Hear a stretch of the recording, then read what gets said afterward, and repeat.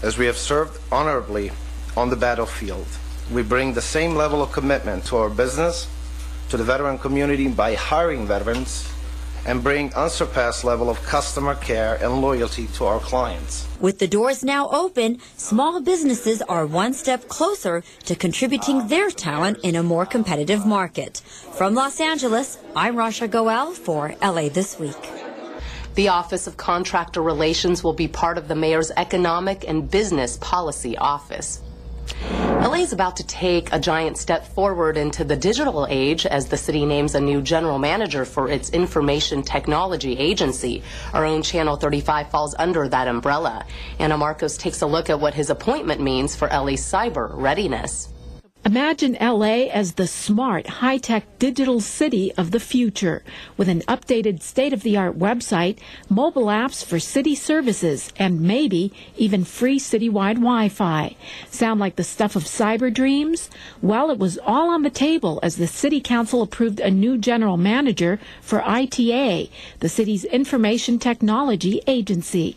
Stephen Reneker will oversee everything from our own Channel 35 to the city's computer systems, its 311 call center, and other high-tech communications. Creating a digital city initiative is something that is long overdue here in the city of Los Angeles. We can't even talk to departments like email, where you've got LAPD is still on an antiquated group mail system, where the rest of the city's on a Google system. What do you see as a priority coming in? Reneker promised a 21st century upgrade to the system in spite of the budget crunch. I understand that the ITA with the budget issues is going through some serious times, and certainly the things that I would focus on, obviously taking a look at maintenance contracts, making some cuts there, making the city more technology responsible from the standpoint of the website and potentially mobile apps, and giving our citizens here, our Angelinos, the capability to not stand in line but go online for their services. Council members asked about free citywide Wi-Fi. Reneker's response, too expensive. Something that is doable, extending 311 call center hours, automating the 311 system, and providing new mobile apps for services. Reneker, a former chief information officer in Riverside County, was named one of Government Technology's 25 doers, drivers, and dreamers of 2012. The hope is he will do, drive, and dream LA into the most high-tech cyber capital anywhere. I'm Anna Marcos for LA This Week. Reneker says during his first 90 days, he will take an inventory of all information systems and target any operational inefficiencies that will help cut down on costs. It was Destination Los Angeles for many in 2012, celebrating Korean American Day, and a complete overhaul of the city's dilapidated streets will have to wait a little longer. These stories and more in City Beat. The Los Angeles Tourism and Convention Board announced that a record 41.4 million people traveled to Los Angeles last year for work or play. That's a 2.5% increase over the previous record year in 2011. Domestic travelers accounted for 35.3 million visitors, while international travelers accounted for 6 million tourists, most of them from China. As a result of the boost in tourism, hotels generated $180 million in tax revenues for the city. Mayor Antonio Villaraigosa said in a statement that with the tourism industry supporting 1 in 10 jobs, the revenues that come from its success go directly to the city services Angelinos rely on. Joining the U.S. Congress and many other states, the Los Angeles City Council celebrated Korean American Day in the city of Los Angeles. Councilmember Tom LaBonge recalls the early struggles of many Korean immigrants who opened businesses in South Los Angeles. When you look at our city of diversity, you realize that at Jefferson in Vermont, Mr. Parks, was the first Korean American grocery store many, many years ago. And then as they came and many institutions were formed, up Vermont Avenue they went and dominated the Olympic Boulevard corridor. Today, the contributions of Korean Americans in Los Angeles can be seen in many aspects of daily life. including the banks that have opened, the garment and fashion industry, and the faith community that drives much of the community's volunteerism. The City Council also voted to approve to accept a donation to the City of Los Angeles of a $32,000 bronze sculpture of Lebanese author and poet Khalil Gibran. The sculpture is seen here in a miniature replica. Published in 1923, his most notable work in English is The Prophet, which includes 26 poetic essays which have never been out of print and have been translated to more than 40 languages. How commendable and admirable that the City of Angels, and a compliment to your vision as the City Fathers, to dedicate a memorial to this great human being to enrich and expand the cultural diversity of our great city. Gibran was born in 1883, lived most of his life in the United States, and died in 1931 in New York City. The City Council has dropped plans to put a $3 billion street repair bond measure on the May 21st ballot in order to give the proposal more time for consideration by all Los Angeles stakeholders. The $3 billion bond measure would have aimed to repair and rebuild over a 10-year period all the city's dilapidated streets. It is estimated that poorly maintained Los Angeles streets cost vehicle owners about $750 in additional maintenance every year. The opening of a new French restaurant in downtown becomes the latest milestone in the Bringing Back Broadway plan. Gil Reyes has a table reserved at Figaro. 3, 2, 1, 0. And with that, the city of LA officially welcomes downtown's newest bistro. Amazing food, amazing people, and definitely you're going to enjoy the place. The Figaro Bistro at 618 South Broadway now delivers its brand of Parisian pastries and other French flavors to downtown. The first floor has 9,000 square feet for dining and a bakery. The mezzanine could feature live music one day. Plans are still in the works.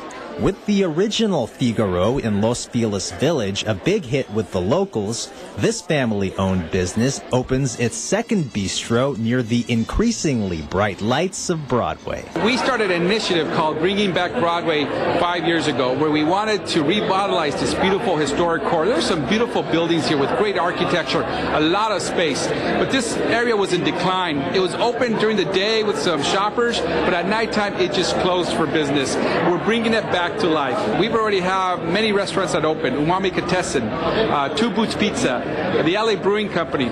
We have also many of our historic theaters that are now opening up as well, revitalizing themselves, like the Orpheum, the Los Angeles Theater, and the United Artists Theater that will now open up as a boutique hotel. We are very excited about what's happening here on Broadway, and it goes hand in glove with the revitalization that we're seeing throughout downtown Los Angeles. Not to mention the return of the downtown streetcar along this corridor, which voters approved in December. That streetcar could be up and running in 2016. As for Figaro Bistro, it is open now 7 days a week for breakfast, lunch, and dinner. In downtown LA, Gil Reyes for LA This Week. Figaro Bistro takes over the space once occupied by Shaber Cafeteria, which was severely damaged during the 1992 LA riots. In this week's list of things to do, help is needed to prune roses in the Valley's parks, a year of healthy living, and Brahms' Requiem at the Disney Concert Hall.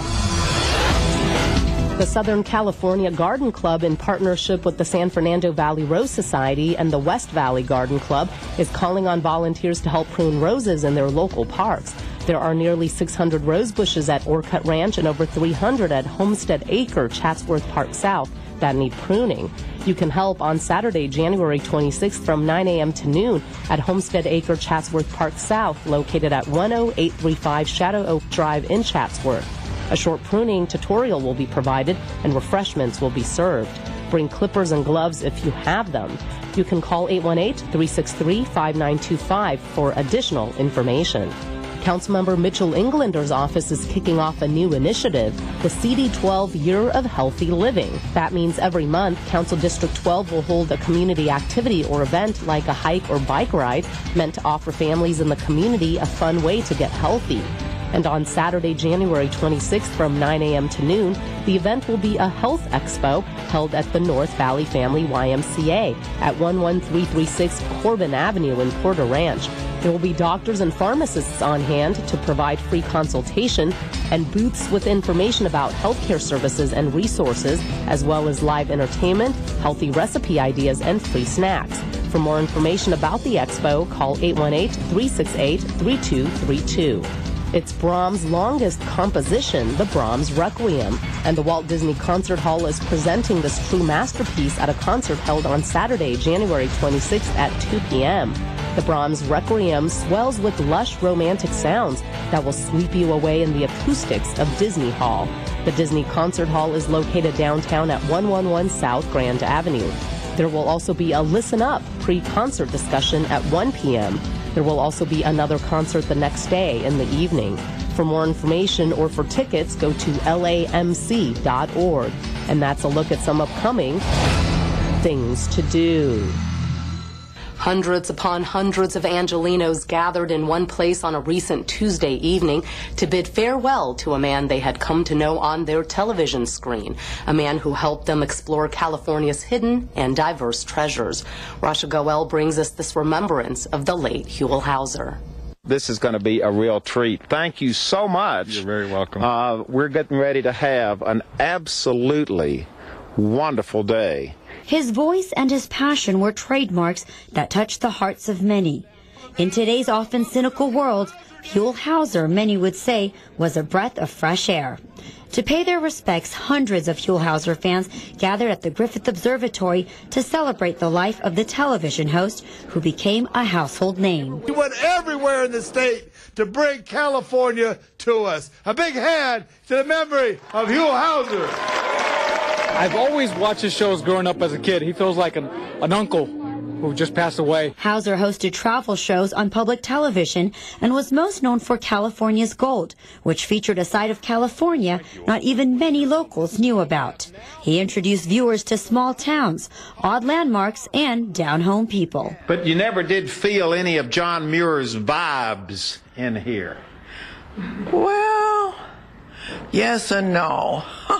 When I was real tired, sometimes I used to think, what would John Muir think about this house if he could come back? And it was so wonderful to watch him on television and have him show the kind of admiration for these places and for people. Huell Howser passed away at the age of 67 after battling cancer. He's mostly remembered for his warm personality and folksy Tennessee drawl. So you have, what, trail rides, organizations can come out here and just ride the ranch? He really came through on his show that he just really took an interest in people. So that's something we'll really miss seeing. That must have been an amazing experience. Councilmember Tom LaBonge arranged this sunset tribute for Howser so that his fans would be able to come together to celebrate his legacy.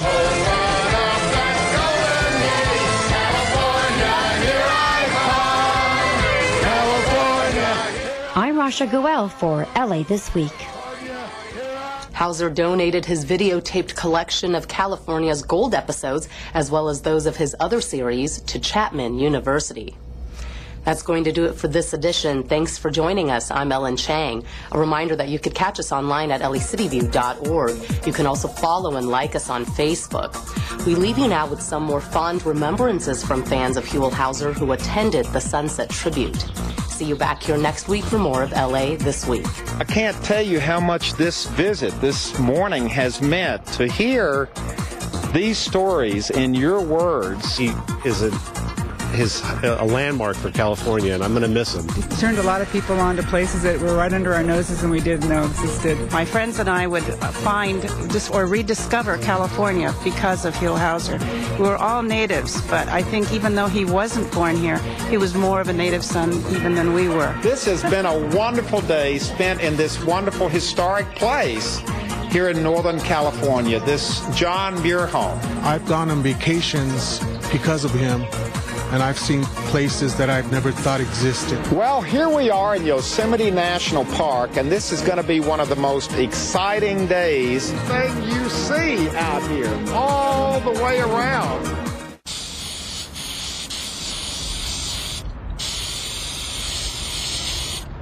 Graffiti removal? Call 311, the toll-free number for non-emergency services. 311, your one call to City Hall. G'day, Troy McCubbin from North Hollywood. You're watching LA City View, Channel 35, our city, our channel.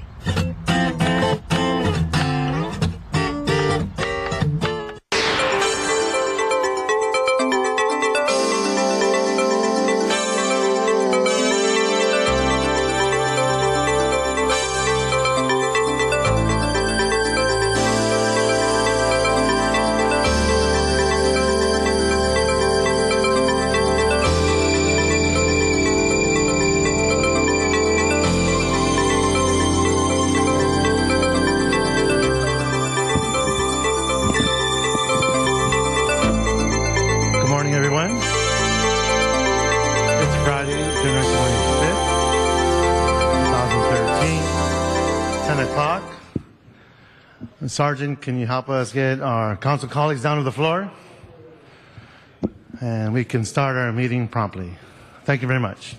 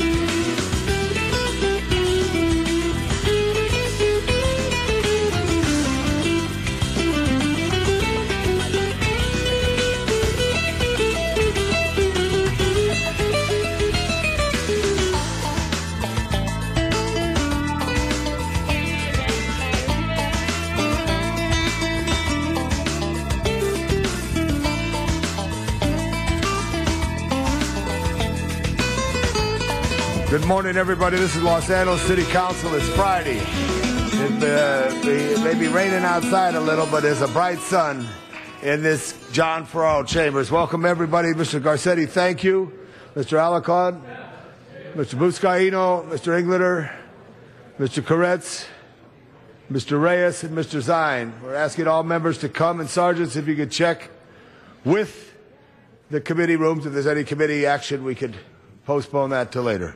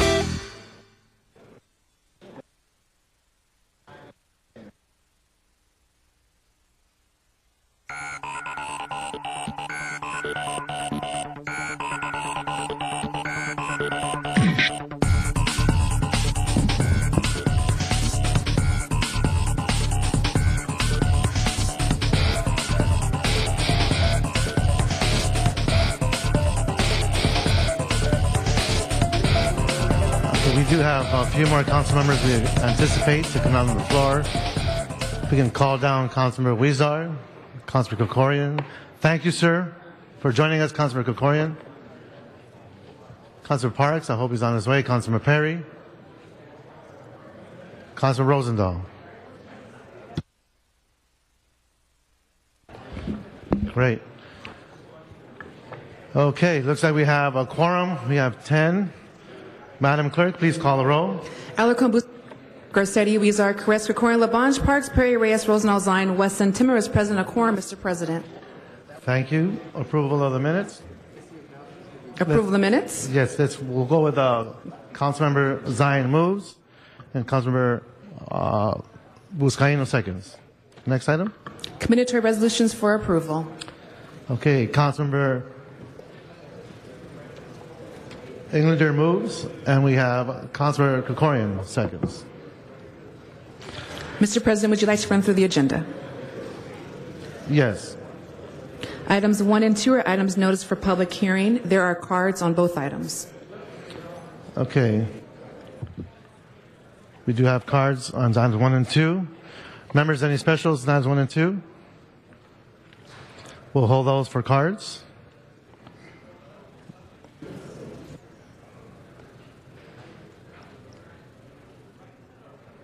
Items 3 and items 3 through 9 are items for which public hearings have been held. Okay. Members, any specials on items 3 through 9? And we don't see any. We do have a few cards on those. Yes, there's cards on item 4. There was no quorum in committee, so council should take those cards. Okay, items 4, we have cards. We have cards on items 6. A public hearing has been held for item 6. Okay, so we don't have to have a hearing on that. And, item 3 is an ordinance. Do you wish to hold that for 12, or we can reconsider it if we get 12 later? Let's hold it for 12. So let's all open the roll on the balance, close the roll, and tabulate the vote. 11 ayes. Okay, next item. Items 10 through 16 are items for which public hearings have not been held. 10 votes are required for consideration. Okay. I don't see any cards on items 10 through 16. On which item? Mr. President, we have cards on items 10, 13, 14, and 15. Okay. So we'll hold those for public comment. Any specials, colleagues, on those items? Seeing none. On the balance, let's open the roll, close the roll, and tabulate the vote. 11 ayes. Okay. Forthwith on 12. Thank you, Councilor Labange. On the continuation agenda, item 17 is an item for which a public hearing has been held. Okay. Any members wishing to call any of these items special? 17 special, or Councilmember Garcetti? And that's for Mr. Huizar. Okay. Any other specials? Say none. Let's open the roll. Excuse me, Mr. President, there's only 17 which is being held for Mr. Huizar. Okay. I was looking at item 18 as well. All right. Mr. President, that takes council to presentations or items called special. Well, let's go to presentations. Is Councilor Perry's office? Are we ready? We do have a presentation from District 9, Councilor Perry. Thank you very much.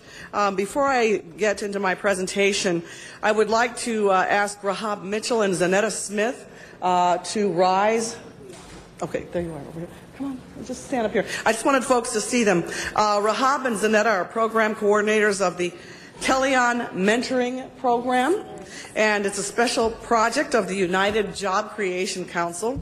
They have been adult mentors who recruit, train, and match adults with young people in South Los Angeles for the economic and social well-being of the community. This mentoring program has set a tremendous example of what can be accomplished to close the mentoring gap at the local level. And I wanted to thank them publicly and all of the members that they have here with them today, because this is National Mentoring Month here in the city of Los Angeles. So it's important to recognize them as role models for an entire new generation of our residents. Did you want to say a few quick words? Please. We are so grateful to have this opportunity to be here today and announce to the Greater Los Angeles through Council Perry's district that we are Telion Mentoring, and she has shown great mercy upon our young people. We prayed, and she came to our aid and assisted us with a bus to go on a field trip. Our young people had never been to the planetarium, and she scraped the bottom of the barrel to find a way for us to go very graciously. And also she's extending this opportunity to make the greater part of Los Angeles aware of this great month. And so we just like to thank her for her awesome work. Thank you. Thank you. Thank you. If you want to wait a minute after this, we'll go in the back. Okay. So, Dr. Wiley, would you bring yourself and your family and all your friends up here? Take your sticker off. Thank you. Okay. Stand on this side. Come on up. You bring your daughter. My friends, everybody. Come on, everybody. Friends. This is a friends and family moment. Take your sticker off. Take your stickers off. Come on, come on. Dr. Wiley has a lot of friends, and she's got a wonderful family. Dr. Pamela Wiley has spent the better part of 33 years working with families throughout the county of Los Angeles and helping helping parents and relatives care for children who are on the spectrum of autism and with other special needs. After working at the Los Angeles Unified School District as a speech language pathologist and teacher in the severe oral language aphasia program, she started her own practice in 1979. The Wiley Center for Speech and Language Development has for years provided programs and services dedicated to providing intense speech and language stimulation for children with communication delays. Guided by Dr. Wiley's strong work ethic and commitment to families, the Wiley Center has created an educational environment that delivers superior services and encourages each child's development to their full potential.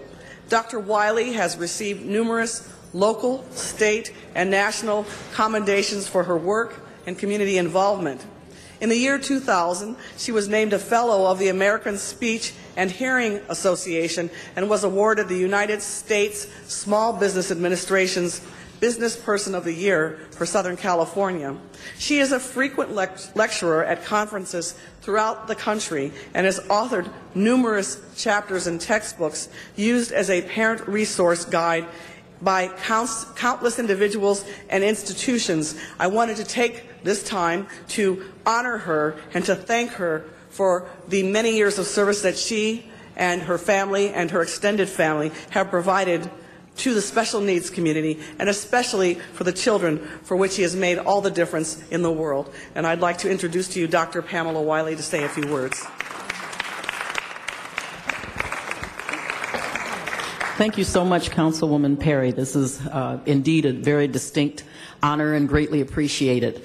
I feel incredibly blessed to be in a profession that I feel as passionate about today as I did, really it's now almost 39 years.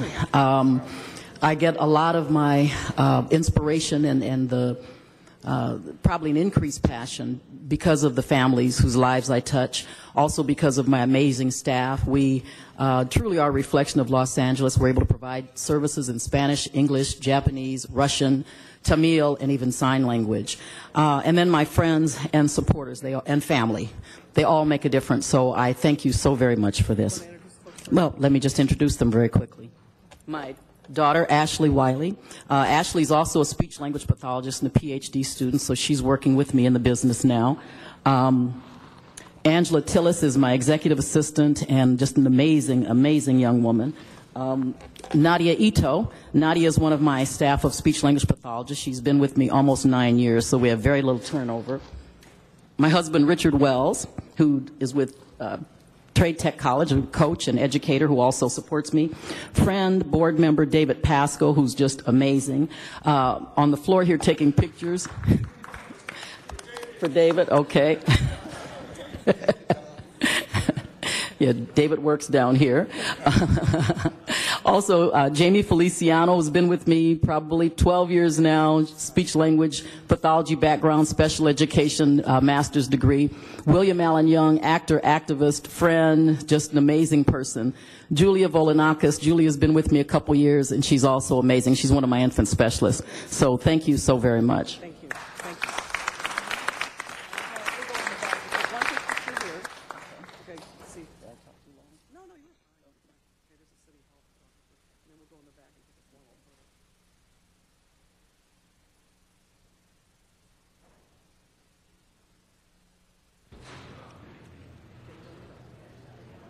Congratulations and thank you, Councilor Perry, Ms. Wiley, for all you do for our communities. Thank you so much. Next, we'd like to have a presentation, I believe they're ready, from Councilmember Alarcon and Councilmember Buscaino.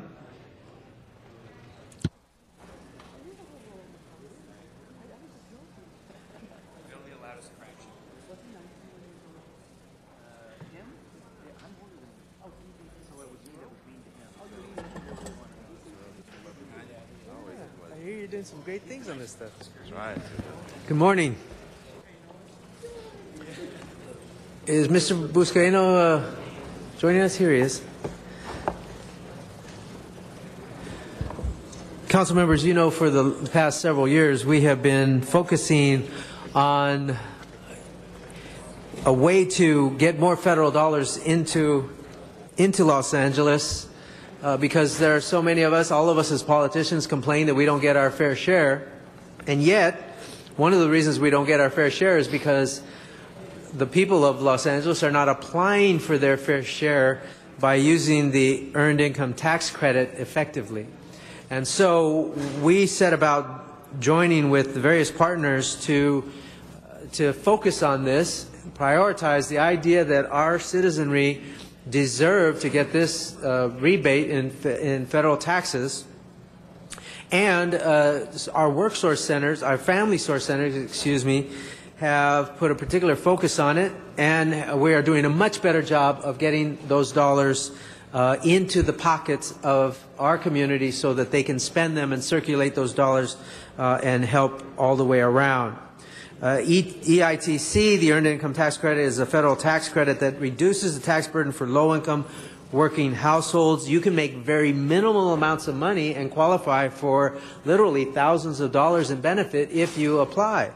The problem is that we know that our people have let $1 billion in their earned taxes to be rebated, let it go. And so we think that $1 billion could stimulate our economy and, more importantly, help the individual families that benefit from that return dollar.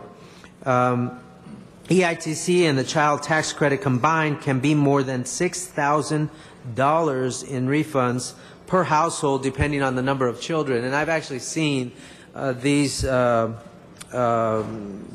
tax applications where they actually qualify for literally thousands of dollars, and you should see their faces when they realize that they earn this. So we have to get that $1 billion back into our system.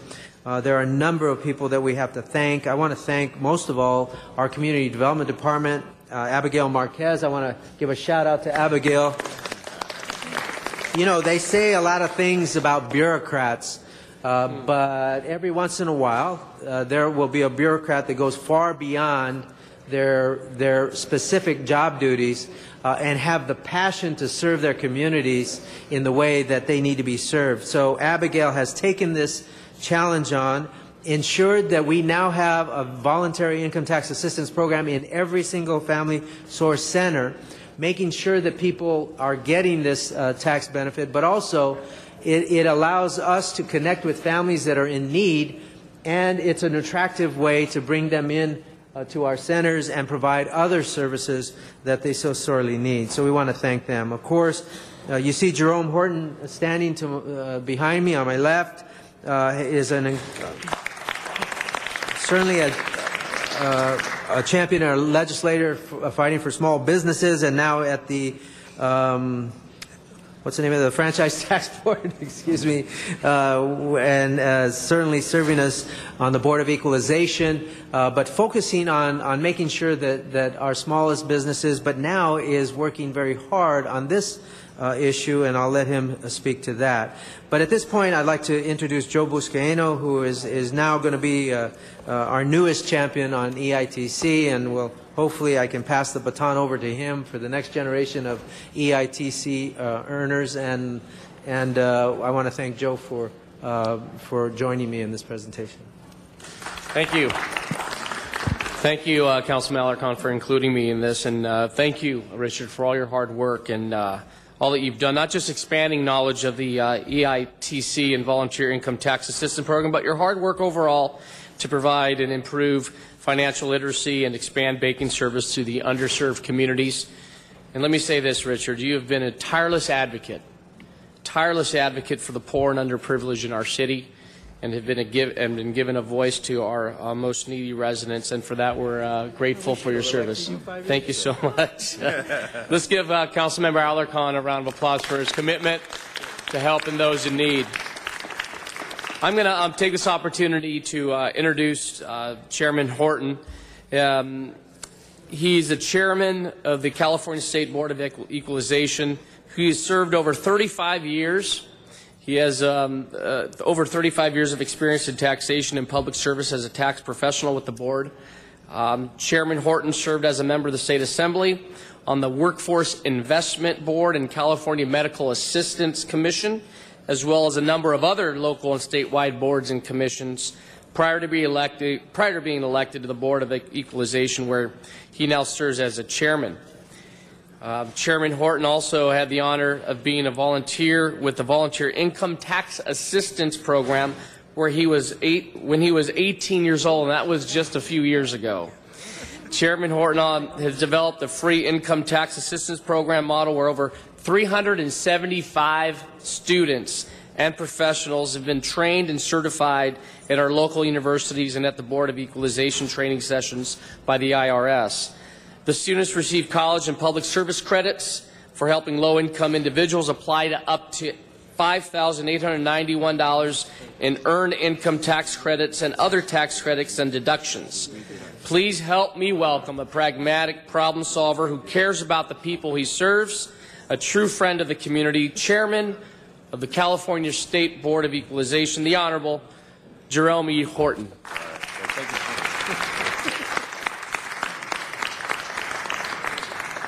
Welcome to City Hall.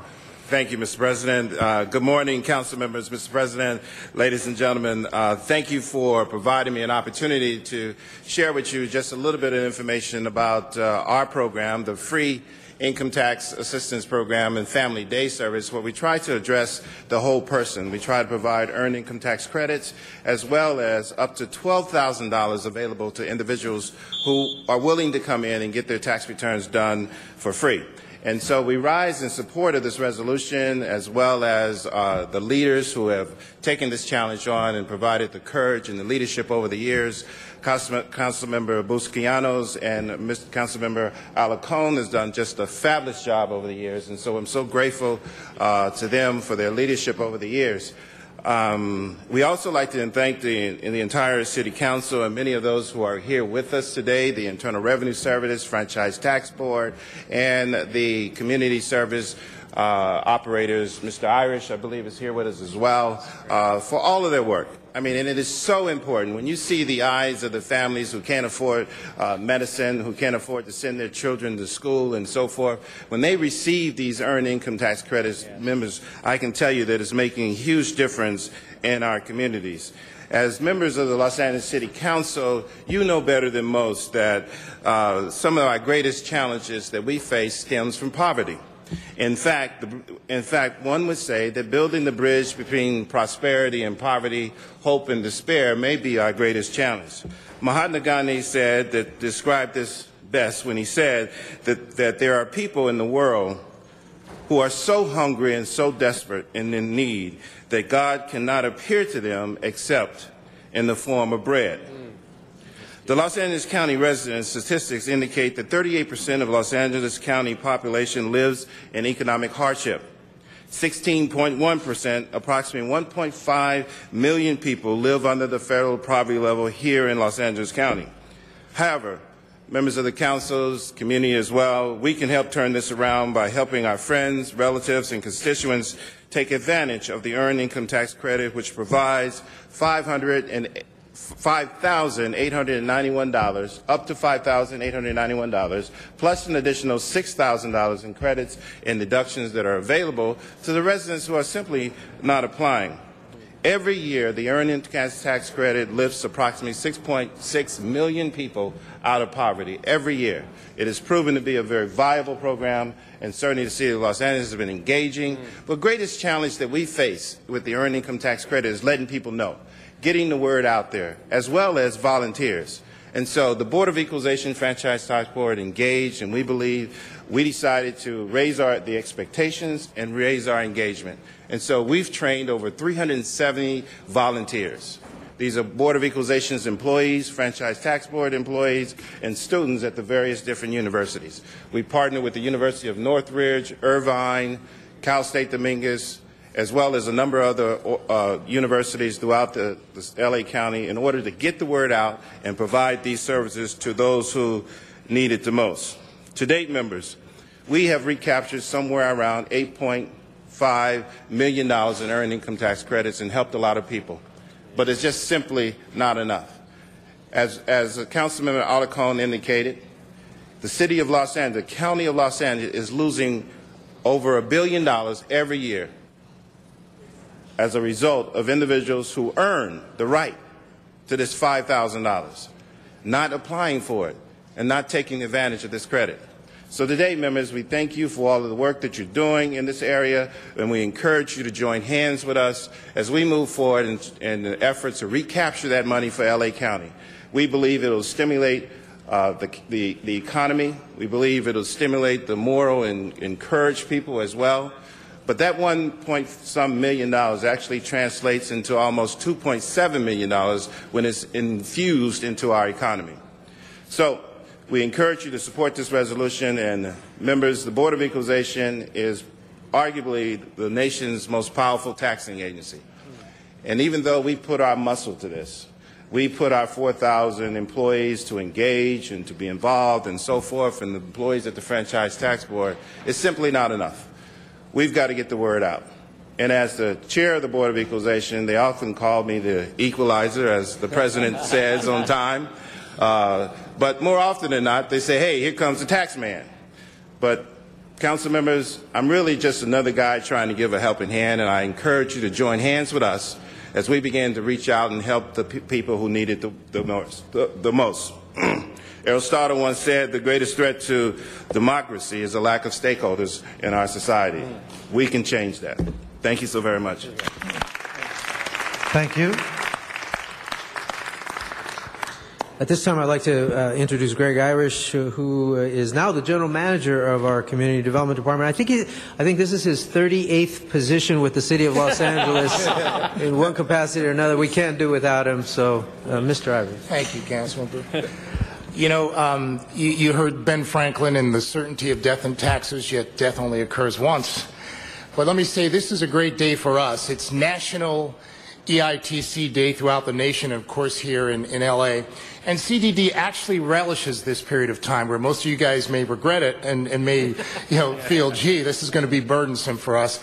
But because of the 21 family source centers that we fund, that you fund, and the mayor funds, we've been able to engage in a number of programs, asset building programs, financial literacy programs, and of course tax preparation programs. And we facilitated last year almost $10 million of tax returns for our citizens. Actually $6 million, $2.5 million of those tax returns were earned income tax credits. So we look at this as a period of opportunity for us to assist citizens in filing their taxes and gaining and getting those refunds that are essential for their survival. We've got a number of partners in this effort, and I saw IRS, actually they're one of our partners, and we relish that partnership, which most folks usually don't.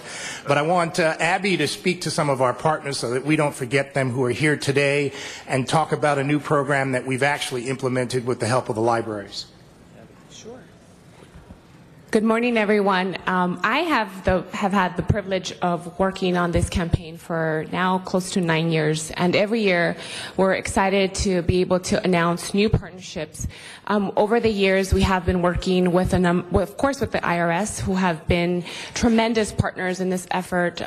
But we've also worked with a number of city departments over the years, the Department of Water and Power, the housing authorities. We've worked with a number of council offices over the years. This year, we're really excited to be able to announce a partnership with the Los Angeles Public Library, where all 73 branches across the city of Los Angeles will offer a free software for city residents who visit the libraries, where they will be able to file their taxes on their own for free.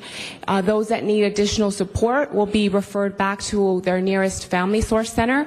We're excited to have Giovanna Menino here with the Los Angeles Public Library joining us today.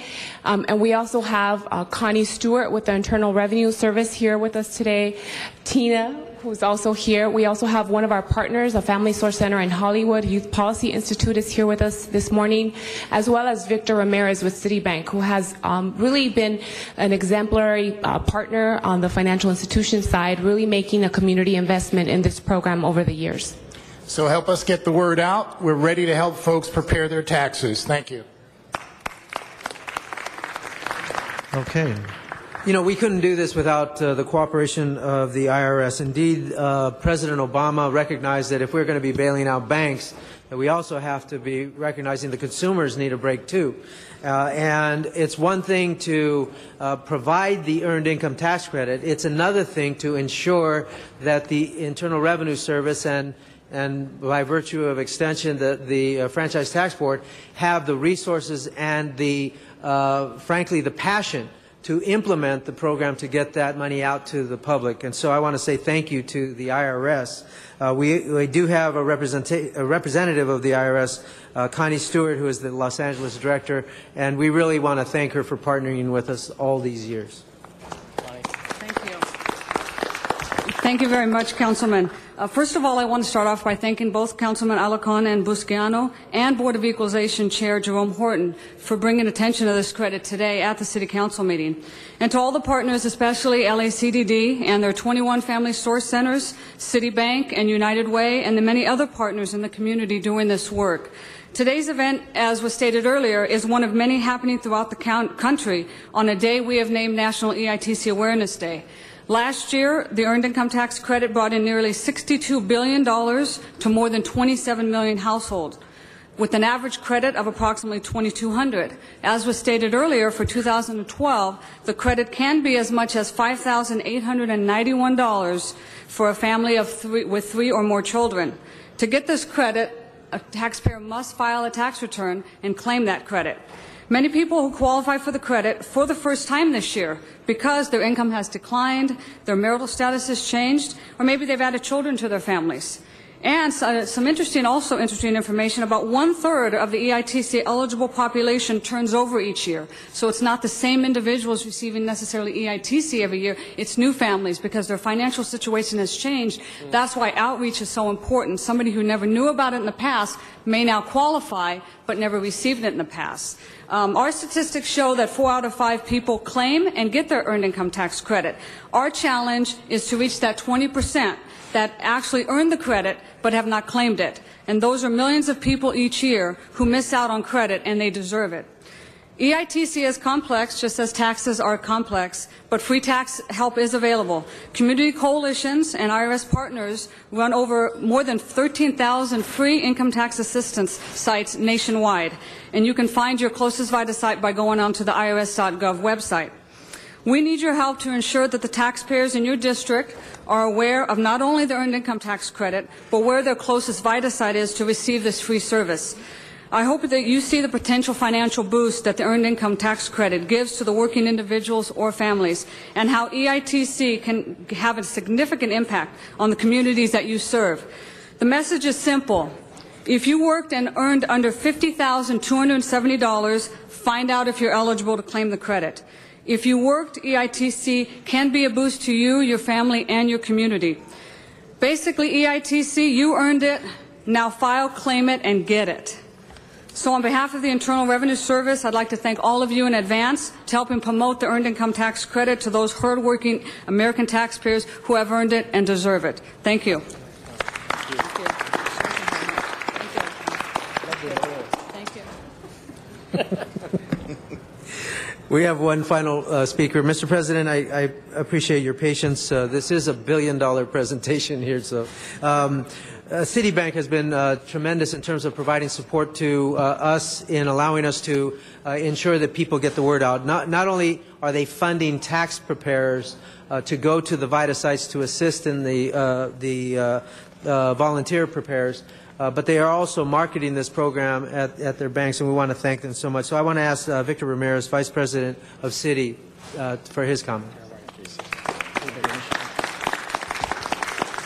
Thank you very much, Councilman Alarcon and distinguished council members. Good morning. Yes, my name is Victor Ramirez, and I am with Citibank. But this morning I'm representing the private sector and our role in supporting EITC, VITA, as well as other asset-building programs. And I want to acknowledge Councilman Alarcon for being a champion for asset building and other financial security programs. But I'm also here as a former beneficiary of the EITC because my parents actually qualified and received the EITC when I was a kid. And they actually used the EITC to purchase their first home. And so it is making a huge impact today as it was before.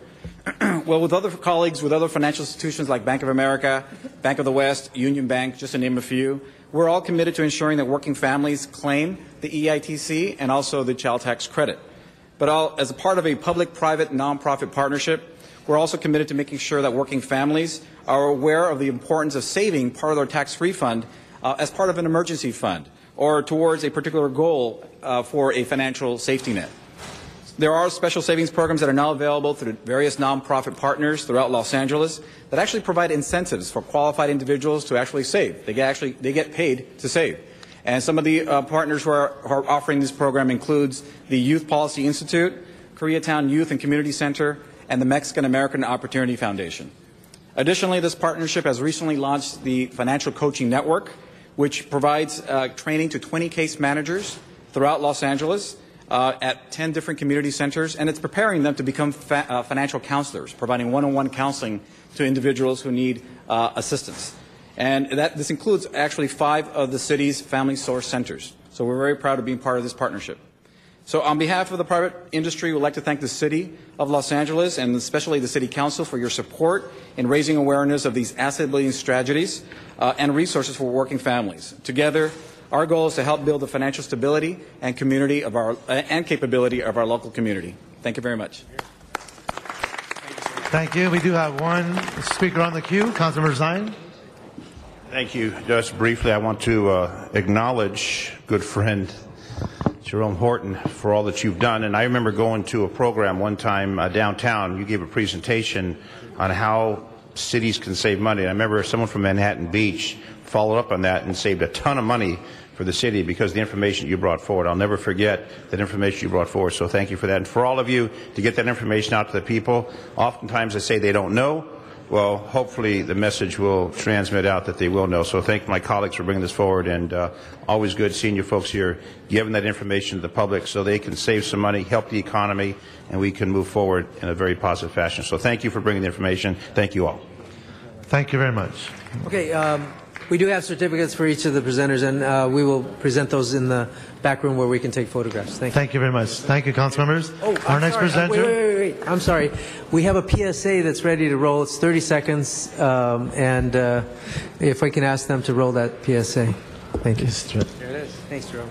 Did you know you or your family may be eligible to receive as much as $5,800 from the federal government?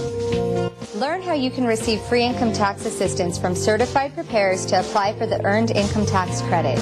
For more information, go to Board of Equalization Chairman Jerome Horton's webpage, which can be accessed at boe.ca.gov.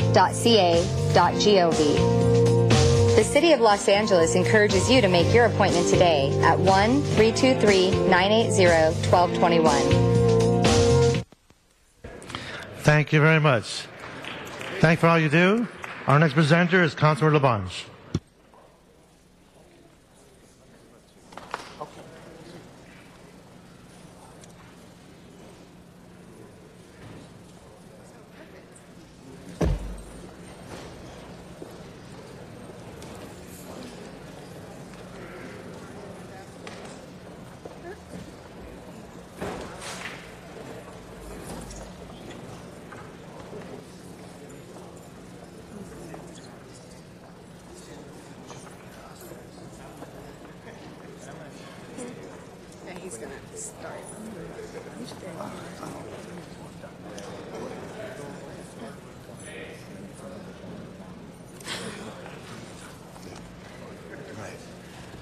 Mr. President, members, I have here Los Angeles County's #1 ambassador, the very special Monet Bonner-Reese. Give her a big hand.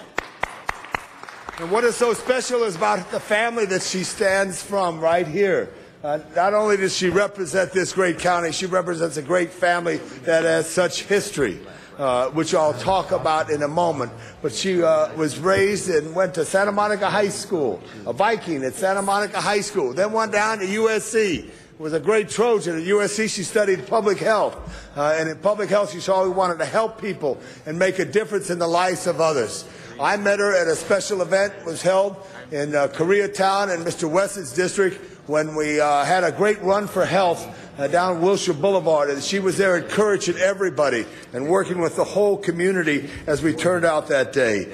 In 2010, she received her bachelor's in health science for disease prevention and studies at USC. She is very fluent in Spanish and has great understanding of French. She is going to be appointed to our sister city committee and handle some things around the world in the future with her talent and skills. In February of 2012, she was crowned Miss Los Angeles County in the official primary competition of Miss California and the Miss America pageant. She's our Miss America in Los Angeles County right here, right now. She is very special to all of us, her and her platform, The Life, Your Hands, and promoting healthy lifestyles for our children is such a key.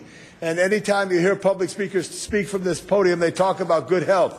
And that's such an important thing in the future to help with all of us and encourage for that. So I wanted to honor you as a member of the City Council, because it's special for us to give these commendations to people who make a difference in the lives of others. And taking this role as an ambassador, as Miss Los Angeles County, it's very special. And there's 58 counties in the state, so it's very special. You're a very unique group of people.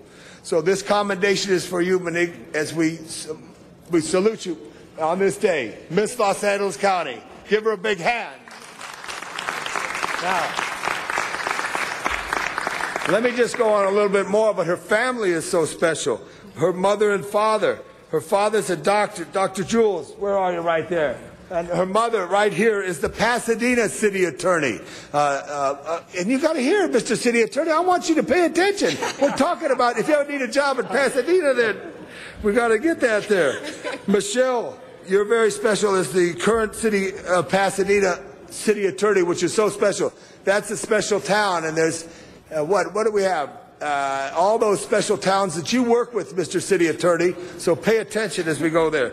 But more important is her grandfather, Monet, Meredith Beale, who is a Congressional Gold Medal recipient as being one of the first to integrate the United States Marines. This is an American hero right here.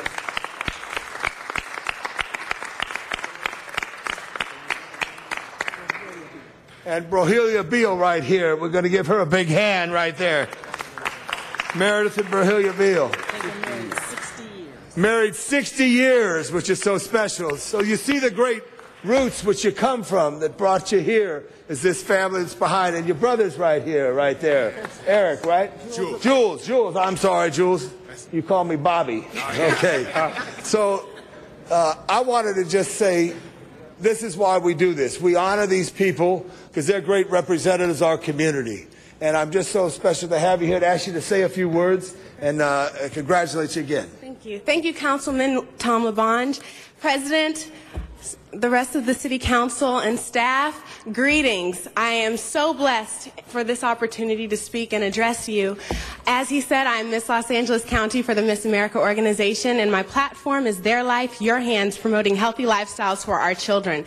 It's very important to invest in children's lives because they are our future, and it takes role models like each of you up here, each of you councilmen, the president, and to just set the example for them. And as he mentioned, my grandfather, who is 90 years old, received a Congressional Gold Medal from President Barack Obama in Washington, D.C., while I was in Fresno competing for Miss California. And in a time when African Americans were not in the military service, he, along with the other Montford Point Marines, were able to stand strong and to represent a country that they believed in, a country that had a future. All of us right here, if it weren't for the sacrifices of gentlemen like my grandfather, we would not be able to enjoy the freedoms we are today. There are people out there on the lines risking their lives to secure these freedoms. And I'd like everyone in here to stand up and give a round of applause to all those men and women who are serving our country. Veterans, the people who have died for us. Thank you very much for this opportunity. Say so. Thank you, Councilman. Thank you. Hello to everyone. I'm surprised to be here. I've been here 60 years. First time I've been in City Hall. I appreciate all of you. As we go, when I first entered the service, I had no idea it would come to the recognition that I have made, along with a lot of other fellows. In 1942, President Franklin Roosevelt signed a decree that all men, regardless of race, creed, or color, shall be admitted to the United States services. And after that, we went to training after I went in, and I never forget that. After having served and come out, we were called to accept the Congressional Medal of Honor for those who like to see.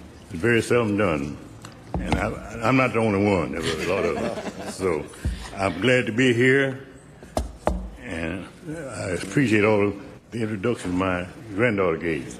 And one more quick thing, he was voted honor man by his platoon as well, and he was the first African American to work at the Marine National Headquarters in Washington, D.C. as well.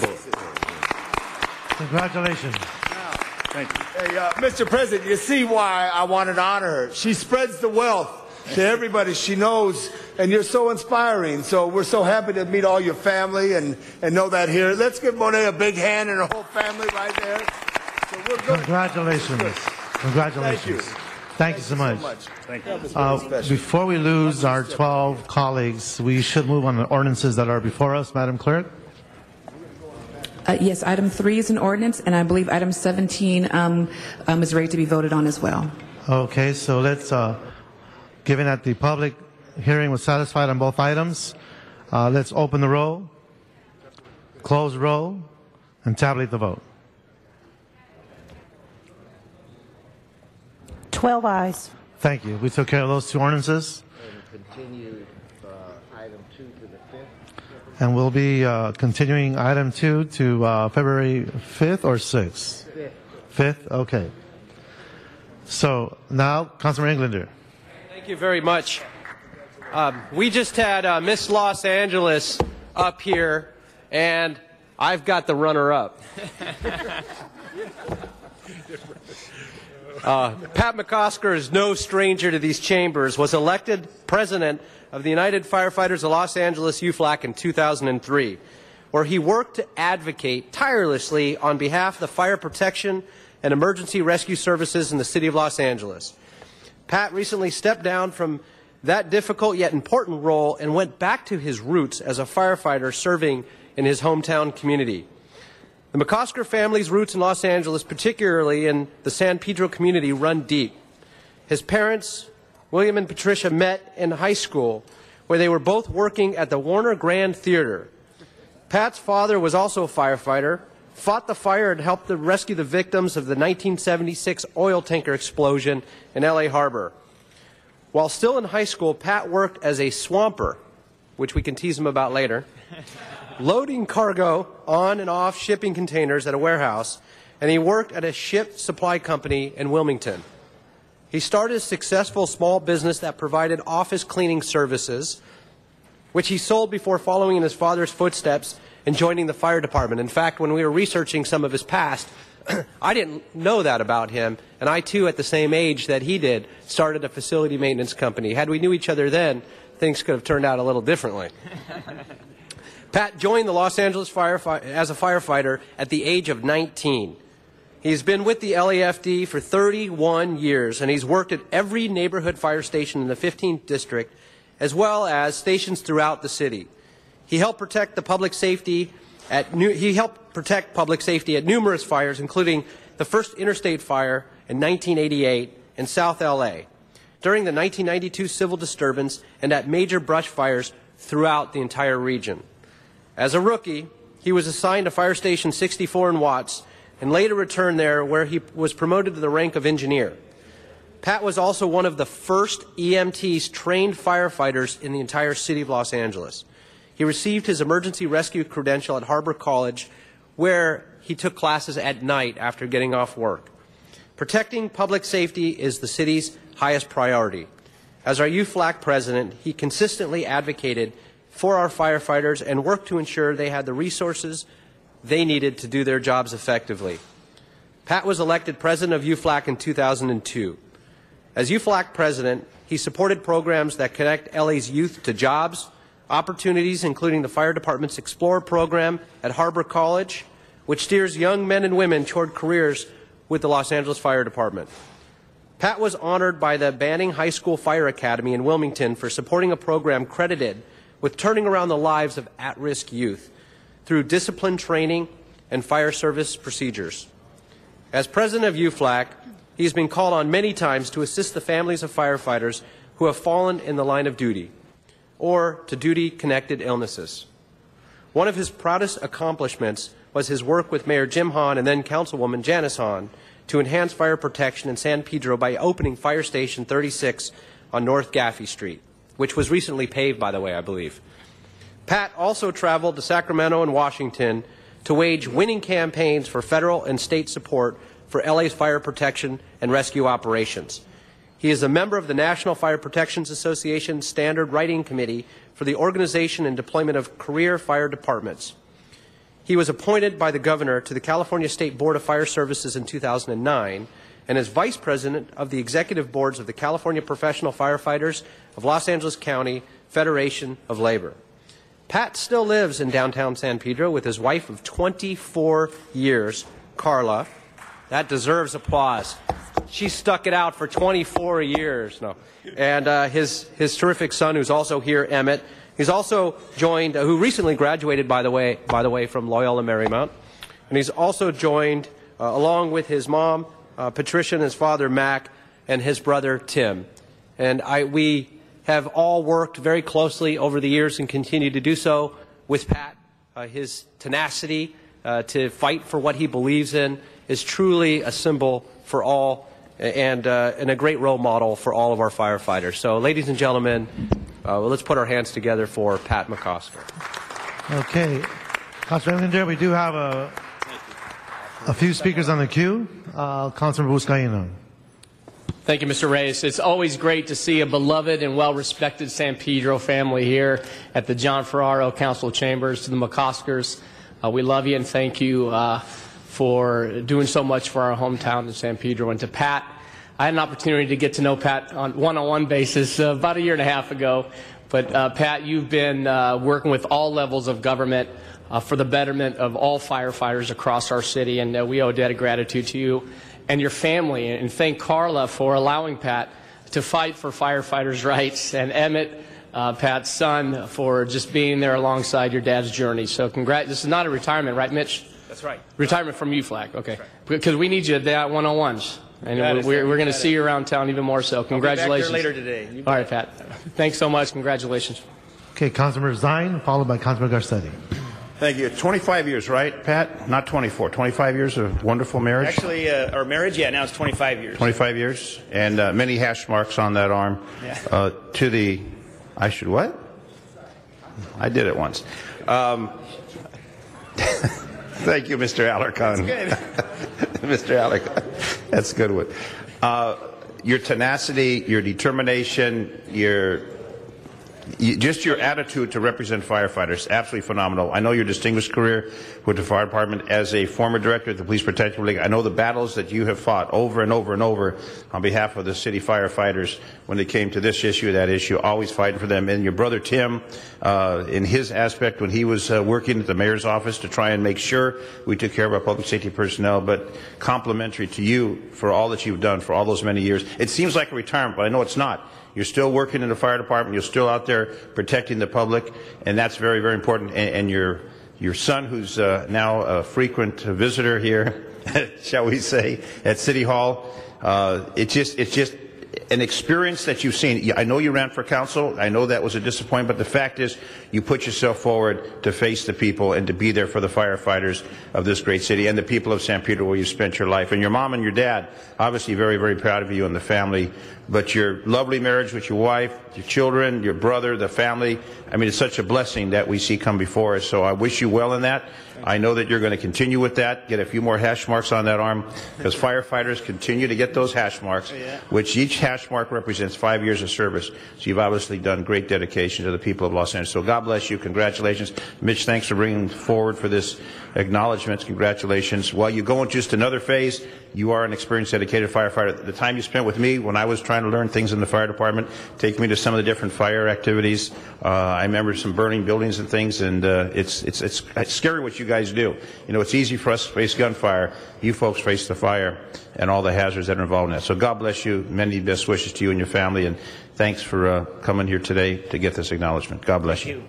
Thank you, Councilor Zine. And Pat, Herb was just, Council President was just, before you speak, he was just mentioning how you should have brought your uniform more often. We can recognize you as a firefighter. It was hard to with your uniform on. Yeah. But our next speaker is Councilman Garcetti. Thank you, and there's nothing like a tribute to marriage from Mr. Zine. Thank you so much for that, those eloquent words. We appreciate that, and thank you for your kindness. And Pat, congratulations on your leadership. This is a very special place to honor you because this is exactly where it all happened. And you inspired us to do the right things, whether it was on 10th Man, whether it was to stop the cuts, whether it was to make sure there wasn't a permanent elimination of 318 positions, whether it was to put a 5-year plan out there. You've always been this tireless advocate. You've stepped up, though, beyond just the firefighters of LA City. And you've been seen statewide and nationally as a leader in the firefighter union movement. And that really speaks volumes of who you have been. LA is a great city. We naturally are national leaders, but that doesn't mean that every one of us that's in a leadership position steps up nationally, and you have been. And I've heard that from your peers. I know that. I get calls from the head of the firefighters from the state that, hey, you got to do what Pat McCosker says. You have that level of respect both statewide and nationally. But, you know, your fighting spirit, you've also shown that not just for firefighters, but you actually moved the union into working together with other unions here to say that our fate was tied with our non-sworn workers that are all around here, that, you know, an injury to one is an injury to all, and that's really pretty remarkable, because it's very easy for unions to get narrow just about themselves, but to understand that this truly is a city family. You led the way. So for that fighting spirit, for your tough negotiations that I've seen firsthand, for being a tireless advocate, an eloquent leader, a decent drinker for an Irish firefighter, I salute you. And the mayor really wanted to be here, but instead he gave me this letter to read. But I can't say any of this on TV, so congratulations, and we look forward to working together for many years to come. Thank you. Thank you. Thank you. Our next speaker is Councilman Koretz, followed by Councilman Huizar. A lot of what I wanted to say has already been said, but I'll just say that I have a tremendous amount of respect for you, because you've been the most passionate and effective advocate that the men and women of the LA Fire Department ever could have had on their behalf. You've fought hard for resources. You've fought hard to have the city do the right thing in so many different ways. And I just want to commend you for that, and thank you for the opportunity to work with you on all these important issues. But you've done an amazing job, and we all need to recognize that. Thank you. Our next speaker, Councilman Huizar, followed by Councilman Alarcon. Thank you. And Pat, good friend and someone who I admire for the work you've done, not only as a firefighter, but you've made the city better with all your advocacy. You are relentless. During the Budget and Finance hearings, when the committee's here till midnight sometimes, you stay here all through it, because you were not only watching out for your department, but also looking out for the fiscal well-being of the city, and you advised us on many of those issues. So I want to thank you for that. I want to thank you for your friendship, and I want to also commend you and your family for the tremendous work you've all done to make this a better city. So congratulations, and Mitch, this is a good one, and thanks for bringing and highlighting Pat's work to us and to the city. Thank you so much. Councilman Alarcon. Pat, first of all, congratulations on all those things that everybody said. What I want to add to the equation is that, you know, there are a lot of advocates who advocate on behalf of the organizations they represent. You obviously have been a tremendous advocate for the firefighters, but in reality, you know, it's not about the firefighters per se. It is about saving lives. You, more than any other person who has addressed this council, have been passionate about saving the lives of the people of Los Angeles, whether they be firefighters on duty or whether they be the people in the streets of Los Angeles. That's what your organization promotes day in and day out, and there has never been a more passionate speaker. For the life of me, I have not understood why this city, some 20 years ago, right when I came on board, there was a shift in the attitude towards our firefighters. And that shift has caused a great diminution in the quality of service that they have been able to provide, not because they're not talented, but because they're not given the resources that they deserve to be able to serve our people and, again, to save lives. You told us that our cuts were going to affect the response times, and indeed it proved to be true. Those are the kinds of things that sometimes are hard for us to listen to, but if you're a good parent, you got to tell your kids the hard things sometimes. And so you have been a good parent to your organization. You have been a good father to the city of Los Angeles. And as a result of your advocacy, many people are walking the streets of Los Angeles who would otherwise be buried someplace in a cemetery in our county.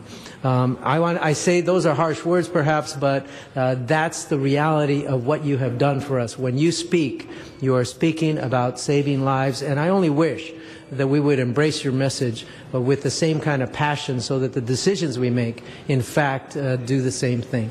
So congratulations. We wish you well. You're going to continue on beyond the 30 years that are on your sleeve. I wanted to point out that 30 years so that Dennis Zine would know that there's 6 stripes there and it's 30 years. But I don't know why I'm picking on Dennis. He can pick on me just as easily, in fact, a lot easier. But Pat, it's been a pleasure working with you. You're a tireless advocate for your group, but more importantly for the people of Los Angeles, and we appreciate that. Thank you.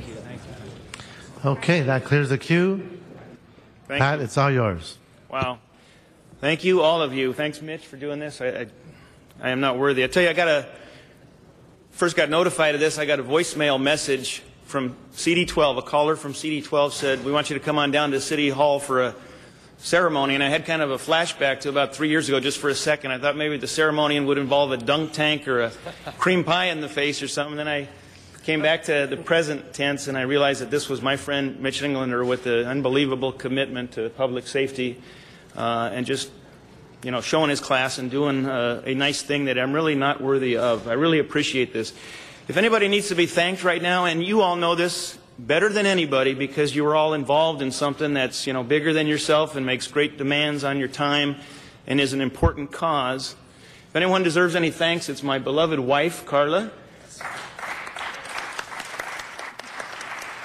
and my son Emmett, because the families really sacrifice when people are involved in stuff and they spend long hours and they bring it home with them and they're trying their damnedest.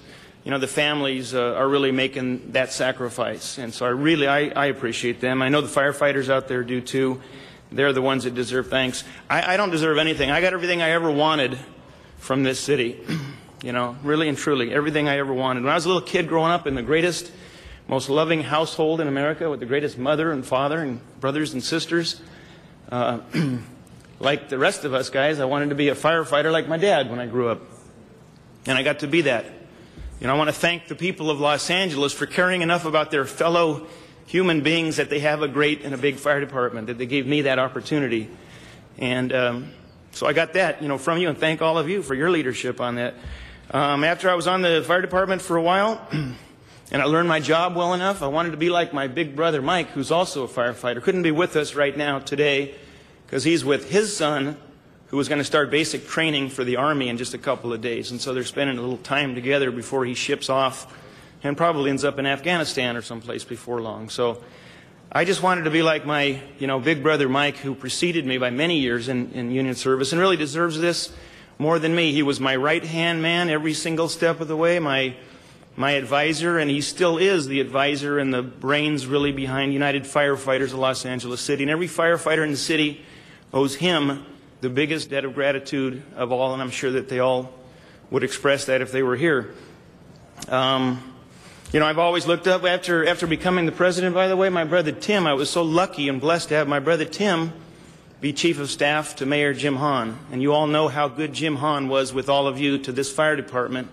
And it was so great to have Tim there. He taught me how this building works and gave me, invaluable advice. And so did all my siblings. My brother John, who wanted to be here as an attorney here in town, he taught me how to make an argument and how things work. And just all of them have been an unbelievable inspiration to me. To be honest with you, I never much cared. I always wanted to have, my constituents think I was doing a good job, people to think I was doing a good job, but I never lost any sleep over it because you can't make everybody happy, as you guys all know. All you can do is do your best. And so for me, the litmus test was always what these people standing here with me and the rest of my family thought of what I was doing.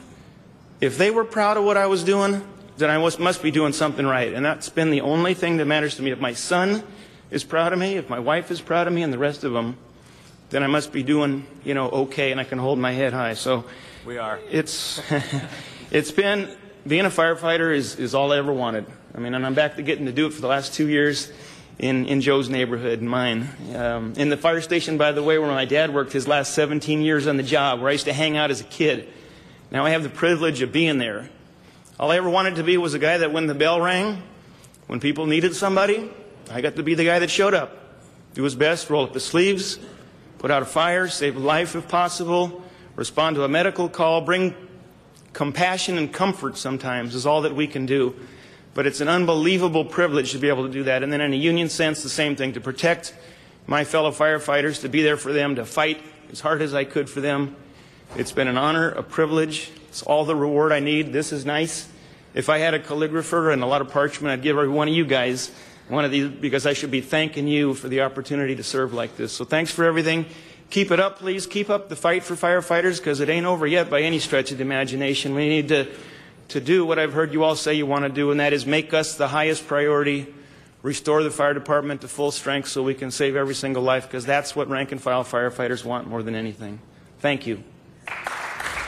Okay, thank you very much, and congratulations, Pat McCosker. Congratulations.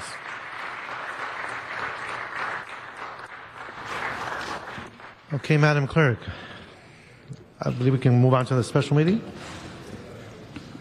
Call the roll. Alarcon, Buscaino, Englander, Garcetti, Weezer, Carrasco, Krikorian, Labange, Parks, Perry, Reyes, Rosendahl, Zion, Weston, 12 members, President Nakor, Mr. President. Just for the record, Council has recessed the regular meeting. We have recessed the regular meeting, so first order of business. Items 18 and 19 are items for which public hearings have not been held. 10 votes required for consideration. Okay. We do have cards on these items. And we have with us Arnold Sachs for both items. Arnold Sachs, are you here?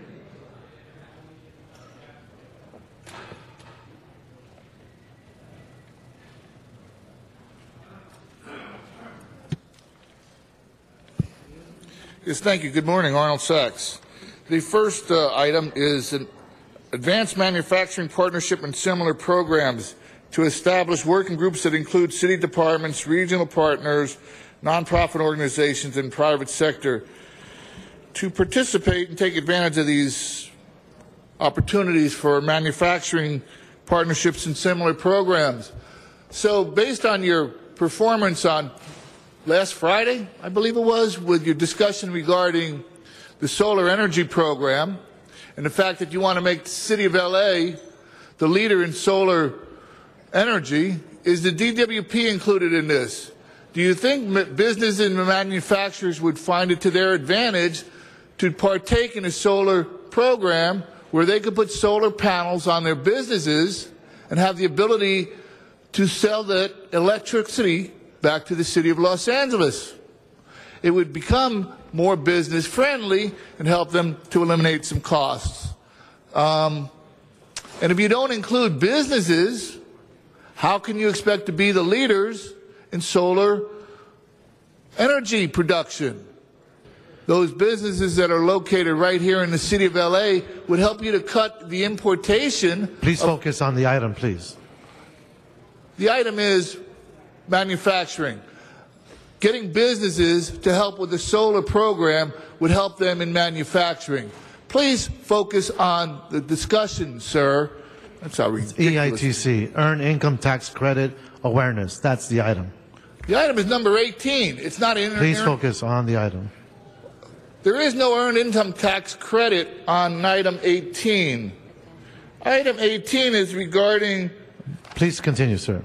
The advanced manufacturing partnership. Please finish. As far as advanced income tax credit. Please hold on. Councilman Garcetti. Colleagues, I hope you'll join me today in requesting and supporting the development of a working group to compete nationally for federal dollars to establish Los Angeles as a hub of advanced manufacturing. Los Angeles has a history of manufacturing, and in fact, we're the manufacturing capital of the United States. But the manufacturing that we do here has shifted, and we have the necessary infrastructure in place to push for innovation and to help develop advanced manufacturing here in Los Angeles. You've heard about so-called 3D manufacturing, the use of nanotechnology, even molecular manufacturing is changing the face of manufacturing and bringing much of it back potentially to the United States. We must capitalize on our global position, our geographical position here, and part of a leading economy together with incredible research institutions that we have here, business and tech community, and the human capital and entrepreneurship here in LA. Unemployment in Los Angeles still hovers at approximately 11%. We've seen the last 30 years a wage gap between us and the Bay Area of about 35%. To combat unemployment, to bring better wage jobs here, President Obama has launched an advanced manufacturing partnership to engage industry, academia, and government collaboratives in recommending joint investments and solutions to boost advanced manufacturing and to drive innovation. As a result, two initiatives have resulted which together have provided tens of millions of dollars of federal investment to regions to create advanced manufacturing initiatives. If we don't apply for these federal dollars, they simply won't come, and the manufacturing capital of America should be at the forefront of trying to lure those dollars here. Los Angeles cannot and should not wait on the sidelines as this national and global conversation is happening. And let me tell you why. On average, a traditional manufacturing job supports about 2.5 jobs in other sectors, while each high-tech manufacturing job supports 16 other jobs.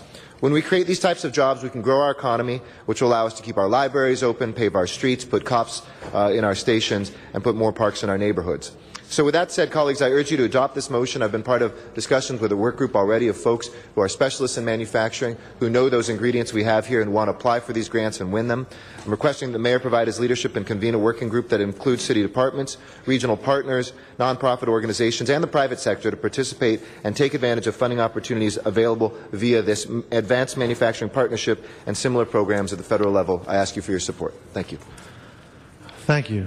So that is no one else on the queue. Let's open the roll, close the roll, and tabulate the vote. 12 ayes. Okay, item 19, Mr. Sachs on 19.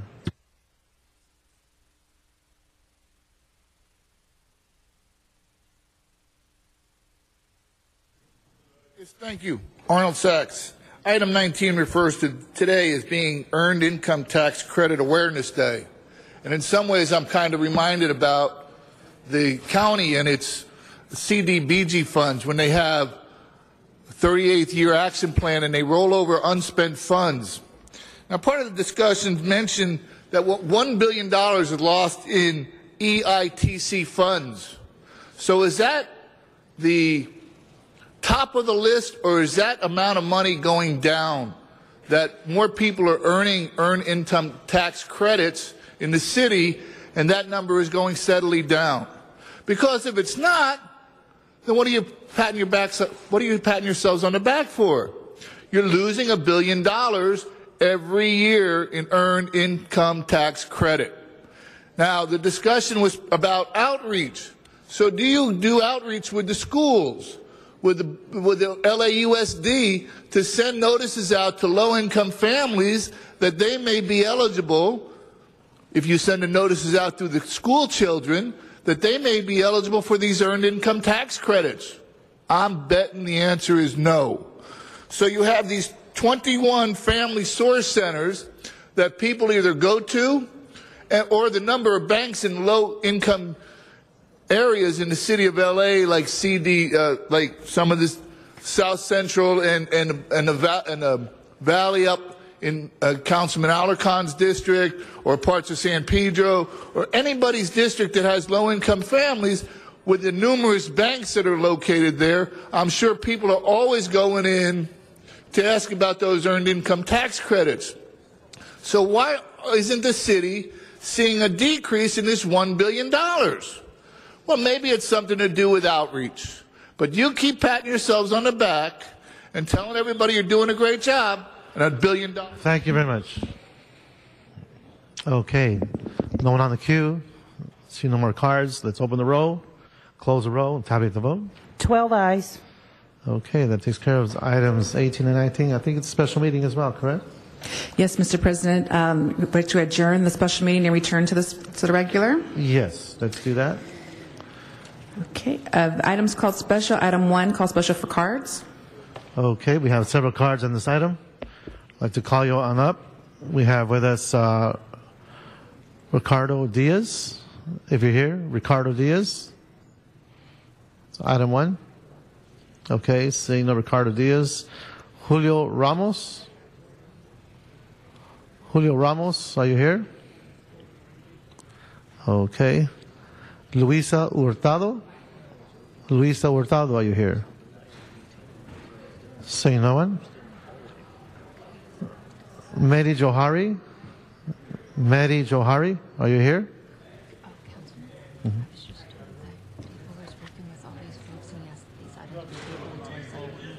Sorry?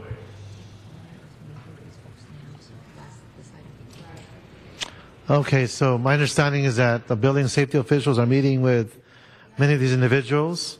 So let's just call the cards that are folks that might be here. John Walsh, come on up. Item 1.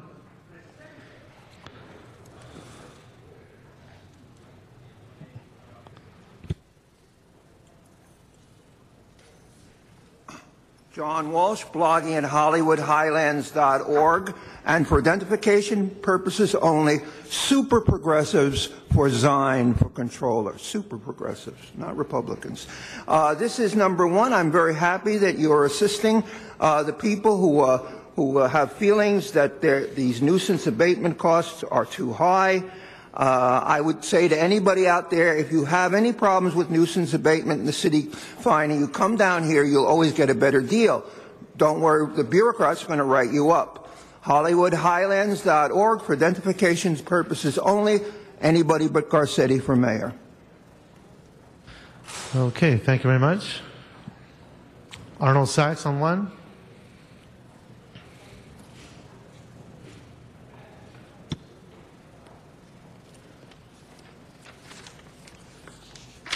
Yes, thank you. Good morning, Arnold Sachs. I'm sure that these code violations and this action that the City Council takes was initiated through a discussion in City Council chambers that allowed an ordinance, charter amendment, some action that would allow this action to take place in City Council chambers, where you review these lists of code violations. So I'm wondering, again, because these code violations may end up being $30,000 in code violations, you took action on getting people who have homes in disrepair or whatever, who have mortgage behind in mortgage foreclosure, that you were going to collect $1,000 a day for those cited houses. And yet, last year you took this action, administrative action, to put that rule into effect with the fine, but you have yet to list any homes that fall into that category. $1,000 a day. We heard discussions about funding for police and funding for libraries and funding for firemen and funding for everything, and $1,000 a day per home, and you can't put a list together. So, budgetarily speaking, you're losing $1 billion in earned income tax credits. You're losing $1,000 a day for homes that are in foreclosure and disrepair. And you're talking about a sales tax increase. Okay, thank you very much. And Madam Clerk, I understand there is some coordination going on with some of these items. Can you please provide us some direction? Yes, Mr. President. The Department of Building and Safety requests that the following items be continued. Item 1A, continued to February 26. K to February 26. L to February 8th. M to February 26th. N to February 15th. P to February 8th. And item 1R to February 28th. February 8th. Okay, are there any items left that we should be hearing today? Yes, there are items left for council to vote on for item 1. Okay, so are there any cards on that particular item? Okay. Ms. Dawes, do you want to speak? Go ahead. Yes, the reason I wanted to speak on this item is that you're still doing an archaic form of penalizing people that actually have or had a home instead of helping them. You are extracting more money from people that cannot afford to repair the houses or whatever, because we are in a system that punishes people for actually being home dwellers. We need to revamp it. We need to change it so that everybody has a home and is contributing without City Hall penalizing them for every little single item. We need a system where everybody is in a home, not where everybody's homeless. And you keep pushing the envelope on this homelessness, pushing people out into the streets, then sending the police to punish them for being out on the streets, then building more jails so you can house the homeless population. from time to time. It is a ridiculous way to do business. That is why in the book I wrote in 2008, The United World of Free and Clear, I am asking for all of us to get together and create something different, where the rich are left alone and the poor all have a place without a landlord. We can still pay taxes, we can still do all the things that we need for maintenance, but we do not need to be paying rent and penalties on every item. We're spending too much time. Thank you. Thank you very much. We do have Councilman Huizar on the queue. Councilmember? Okay, you'll pass on that. So my understanding is that there are items we can act on at this time. And let's open the roll on the items we can act on. Let's open the roll, close the roll, and tabulate the vote. 11 ayes. And the balance of the items have been rescheduled for another date. Yes, continued without objection. Great. Okay, so I believe that takes care of that item. Next item? Item 4, call special for cards.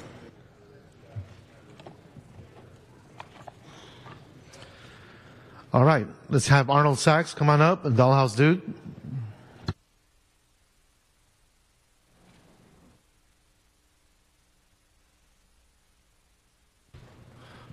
Mr. Sachs, if you don't mind sitting closer to the mic, you have several cards as well.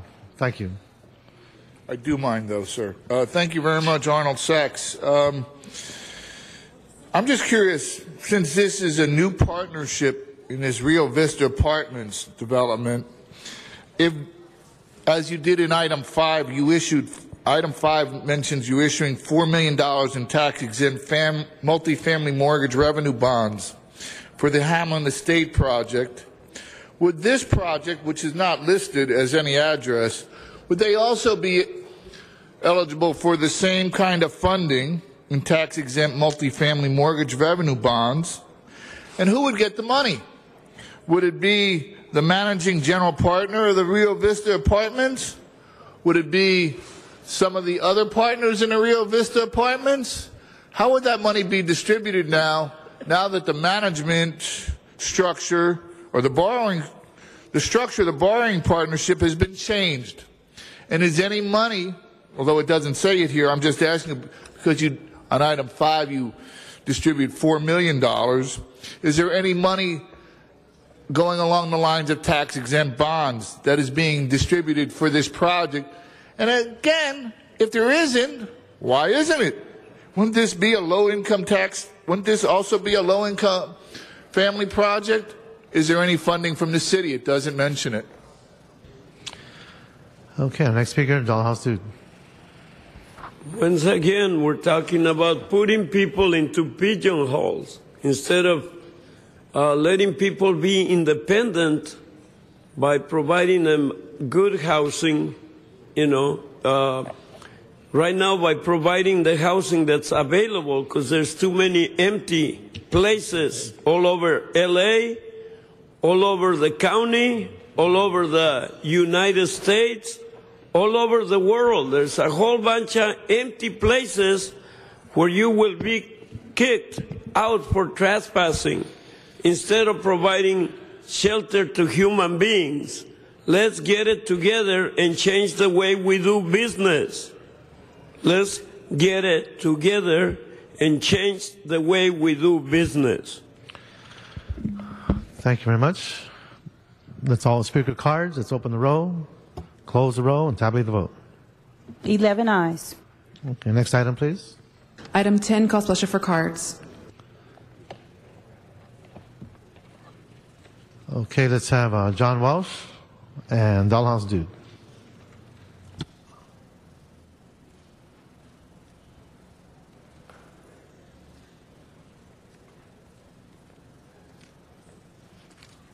John Walsh, blogging at HollywoodHighlands.org, and also go to Front Page Online. The first time I was on the Hollywood Walk of Fame was 1966. You could eat off the Hollywood Walk of Fame. That's how clean it was. Now, this is Helen Mirren's star. I want you to know that this repair of the Hollywood Walk of Fame, which is run basically by the Hollywood Chamber of Commerce, through a state trust. It is so bad, and I'm making a charge here, and if I'm wrong, you can destroy my credibility. You notice they never say anything when I'm right. I make the tiniest mistake, and they jump down my throat. About 3 weeks ago, on the B.B. King Star, right next to the Stella Adler Theater, there is a gigantic hole in the street, in the sidewalk, in the Walk of Fame. A woman fell, a tourist, and broke her leg. And the number one thing was keep it out of the newspaper because it might hurt tourism. Now, Garcetti's not here because he's out making phone calls for his campaign. Rosenthal's not here, thank God, so the meeting will be half an hour shorter. I'm telling you right now that as it stands, it is a danger. Now, here's the best part. If someone slips and falls on Helen Mirren's star, will the state trust that builds it, that hands out the contracts, will they be liable? No, the city of Los Angeles will be liable. I'm asking Mr. Zine, you go check with the LAPD. You go check if there was an accident on the Hollywood Walk of Fame, and did a woman break her leg, and if that hole isn't there, take a picture of it, bring it up here, and destroy my credibility. But no, you'll all be silent because you don't give a damn. Although you're doing a very good job today, Chairman. HollywoodHighlands.org. Thank you very much. Dollhouse 2. Yep, I know the Walk of Fame because that's where I wound up when I became homeless for the first time. And the biggest thing that was going on is that they had a 12-foot bottle of Absolute vodka in front of the Kodak Theater sponsoring the fixing of the boulevard. And they were donating $5 million to fix the Walk of Fame. So here we are spending money on useless crap. I mean, who was this Helen Mirren? Does anybody know? Does anybody care? Who was John Wayne? Does anybody know? Does anybody care? Oh, but it's a big deal. But then again, a homeless person goes by and stands near the star there, and they tell him, "What the hell are you doing here? You don't belong here." Please watch your language, sir. Oh, the hell? Please. Oh. Well, okay. I hear people say that all the time here. Thank you. Well, what the heck are you doing here? Okay, I'll talk to John Wayne. Thank you so much. What the hell are you doing here, stranger? Get the heck out of here. He's not talking about this item anymore. Okay. I'm talking about your stupid... Thank you, sir. Thank you very much. See no more cards on this item. Let's open the roll, close the roll, tabulate the vote. 11 ayes. Okay. Next item. Item 13, call special for cards. Okay, Antonia Ramirez, are you here? Antonia Ramirez?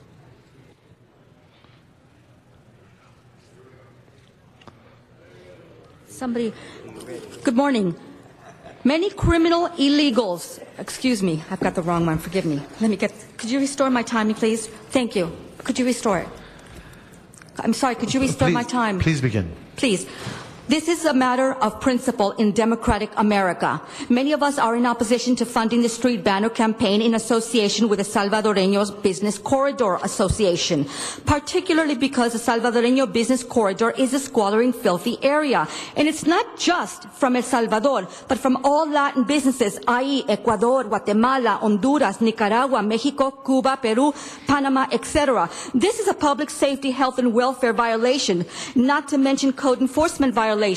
Furthermore, it's a national travesty that LAPD Chief Charlie Beck and the LAPD and 99.9% gangbangers in uniform, council members and Mayor Villaraigosa and all federal law enforcement agencies have continuously allowed criminal, illegal felons and violent gangbangers, i.e. MS-13, She is not Mara talking about this item. Ma'am, please stick to the item. It's about banners. Thank you. Well, I am. I'm dissenting to the item, and I'm giving my following reasons. I think that's strictly very democratic. You have a problem with that? I'm not a gangbanger. Maybe you are, but I really would like to. She's still not talking about this item. Please stay focused on the item. Well, again, I am in opposition to this, as many Americans are, because you're not saluting or you're not giving credit to even the pilots and the choppers and other law enforcement agencies, but yet you're giving credit to criminal illegal aliens. And I'd like to finish, if I may. And again, a lot of these gangbangers like Mara Salvatrucha are coming here in groves, and they're not being arrested or prosecuted, but yet you're giving them banners. And where are we going wrong? You're pandering to these criminal illegals. First, give credit to those who came here legally, and deport the rest. Those who overstayed their visas, perjured on their INS application, or committed fraud, committed a sham marriage, or crossed here illegally. Focus on the banners. Thank you. And I do want to just say that there's a wonderful community in the corridor. We have a large number of hardworking people who are developing jobs, and they should be acknowledged for the contributions to the great economy. Thank you. Okay. Our next speaker is Arnold Sachs. Arnold Sachs on this item. John Walsh.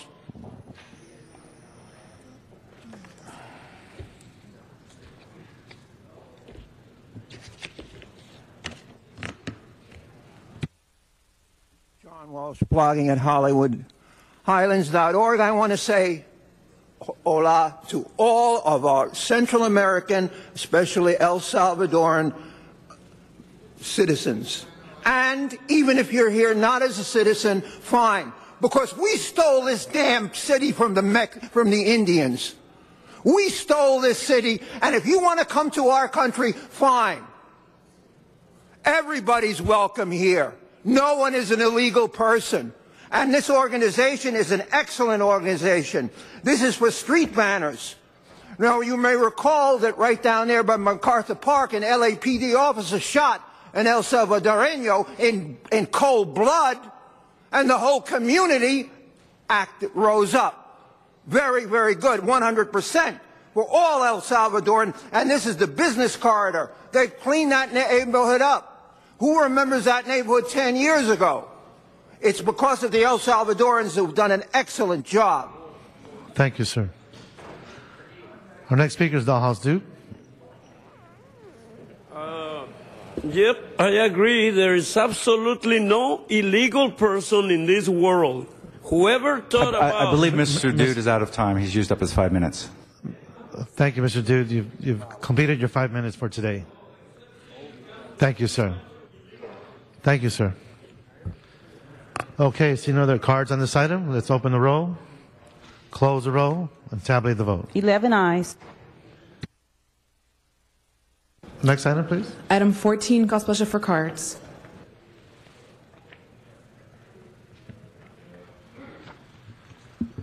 Okay, we have Arnold Sachs and Dalhouse Dude. Well, Dalhouse Dude's out of time. Dalhouse Dude is out of time, so thank you. Yes, thank you again, Arnold Sachs. Just a point of clarification.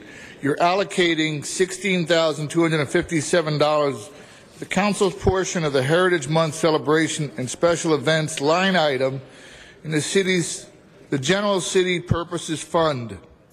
So you're increasing the amount of this allocation from $16,000 to $31,000.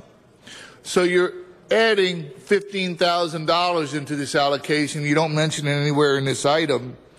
But just as importantly, what is the balance of this fund number 100/56, the City General Purposes Fund? How much is left? It's another avenue of funding. Shouldn't the public be aware of this? Shouldn't neighborhood councils be aware of the amount of money that's available in this general fund so that they can submit equal opportunities for funding from this item? Thank you very much. So no one on the queue?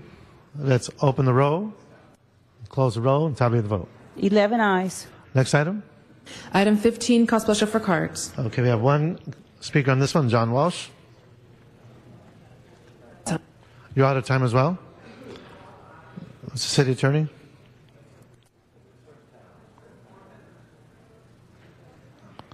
I'm sorry? Okay, he has his 5 minutes up. Mr. Walsh, I just wanted to let you know that the 5 minutes allocated has been already taken up.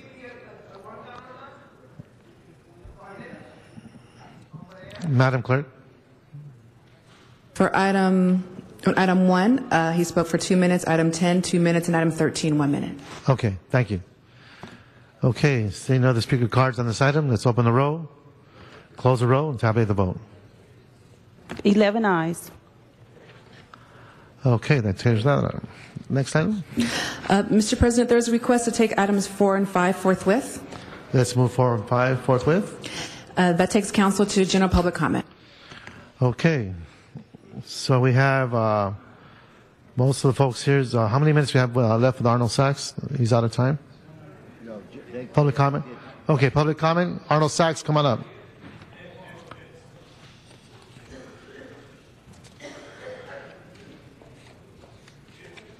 Yeah, that public comment is different. Yes, thank you. Good morning again. Arnold Sachs. A couple of articles in the newspaper yesterday referring to LAWA and some current concerns by city council members regarding a contract for like $3 million. Let's see. Since 2006, LAWA has probably allocated contracts close to $4 billion for necessary evils. And you're concerned about $3 million all of a sudden, 6 years later? Yesterday at the MTA board meeting, they were discussing the extension to the Green Line to the airport and the fact that, Gina Marie Lindsay made a report. By the way, are you concerned about the ownership of Ontario Airport that's claimed by LAWA but documented as owned by the city of LA? That Ontario Airport, the Joint Power Authority, transferred ownership of the property to the city. City's got title, but LAWA's getting the money if you sell it. That doesn't make sense. But concerned about $3 million? Are you concerned about the fact that prior to the Crenshaw line being authorized by the MTA, there was discussion regarding having a Green Line Construction Authority? Turns out you don't need the Green Line Construction Authority. Don't even need an authority. Are you concerned about that, the holdup that cost in having that connection built to the airport? No. No, no, no, no, no. $3 million? You just spent $3 million this morning on presentations and listening to us. That's $3 million worth of your time. Thank you very much. Bobby Cooper.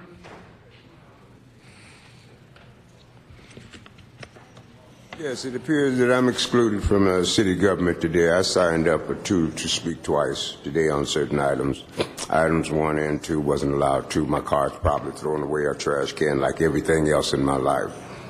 I'm here today to ask you to inform you that Attorney Wesson of Conversion Property LLC, who locked me out of my business with the rubber stamp of City Council, allegedly possibly representing these people.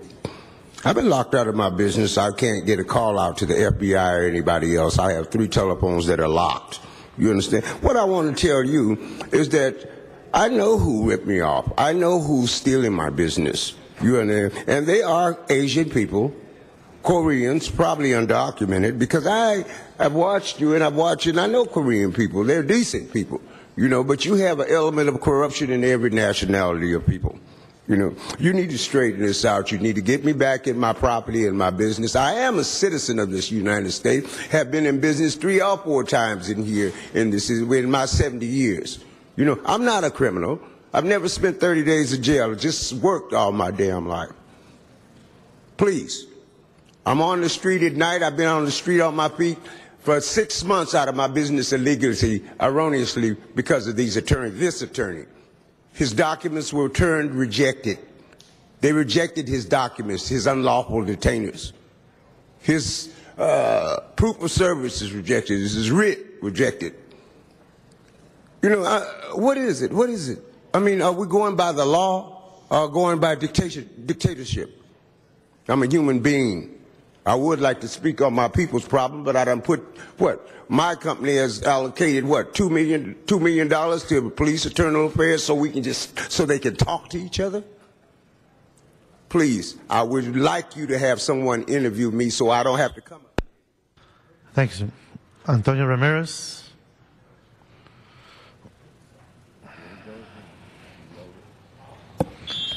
I take great pride in delivering full disclosure and open transparency to all LAC taxpayers. First, we want LA City to start enforcing immigration laws in partnership with INS, Homeland Security, and ICE. Start by sanctioning and arresting wicked slumlords, i.e. Francis G. Smith and Gary Knaus, Income Property Management, who owns the apartment building at 245 South Lucas Avenue, Los Angeles, California, 90026. Corrupted slumlord Francis G. Smith both illegally hires and rents out to violent criminal illegal felons and wicked Chango gangbangers. They are the following nosy meddler criminals.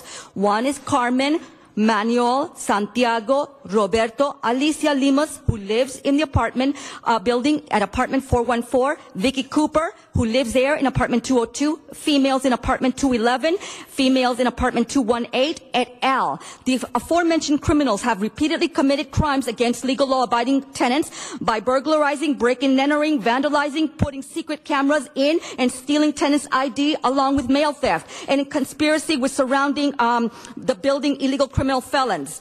Yet Rampart PD does not investigate, research, and or commit to solving any of the criminal problems, much less make a valid and legally mandated arrest, because they are gangbangers in uniform and wetbacks too, and all other our Caucasian, Asian, and black officers follow their cues so as not to step on any street gangbangers, and so they don't want to put their lives or their families at risk. So consequently, violent crimes, assault and battery, and property damages are horrendously high, but they won't tell you. They'll hush it up. 99.9% of LAPD officers and the sheriff's deputies are gangbangers in uniform. As a matter of fact, they roll up their sleeves and they've got their tattoos, and that signifies to all outside gangbangers, this is a homie. Look at the tattoos. This is your homie.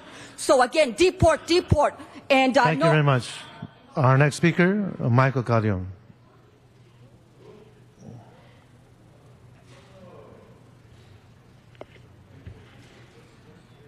Thank you. I had an agreement with my council member, Mr. Huizar, that if I didn't agree with his staff or if they weren't doing their job, to give him a call and he would return my call. Well, I've left 2 calls for Mr. Huizar. I've yet to get a return call.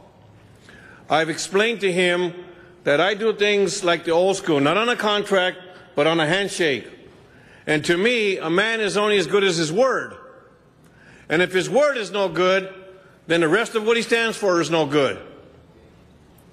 Said he would talk to me. He said he would return my calls. Yet I've got 2 calls into him in the past 2 weeks and don't have a call returned. Either Mr. Huizar is not choosing to call back because he does not want to deal with the issues of incompetency in his staff, or his staff is not giving him the message. Either way, it returns to your staff being incompetent. You've got a new staff member in El Sereno who was supposed to do his job. He did a half-assed job, didn't complete the job. It was brought to his attention. He said he'd take care of it. He didn't take care of it. I called Paul. Paul says he's done this, he's done that. Paul doesn't return calls either. Yet I pull up outside, and he's out there smoking. So your chief of staff, instead of returning the call to a constituent, Mr. has more Carrion, time. please address the body. I am. I don't have to look at you, but I'm addressing you. So please, learn your job before you interrupt me again. I don't have to. If you please stop for a second and listen. Do not speak to the council member. You speak to the council. Thank you. Did you cut some brains off when you got a haircut? Sir, I'm speaking address to the the city council. Okay. City council. City council. Mr. Reyes interrupted someone earlier because he didn't know that public comment doesn't count. So I think Mr. Reyes, since he's leaving office, owes the public. Thank you very much, sir. Thank you very much. Thank you.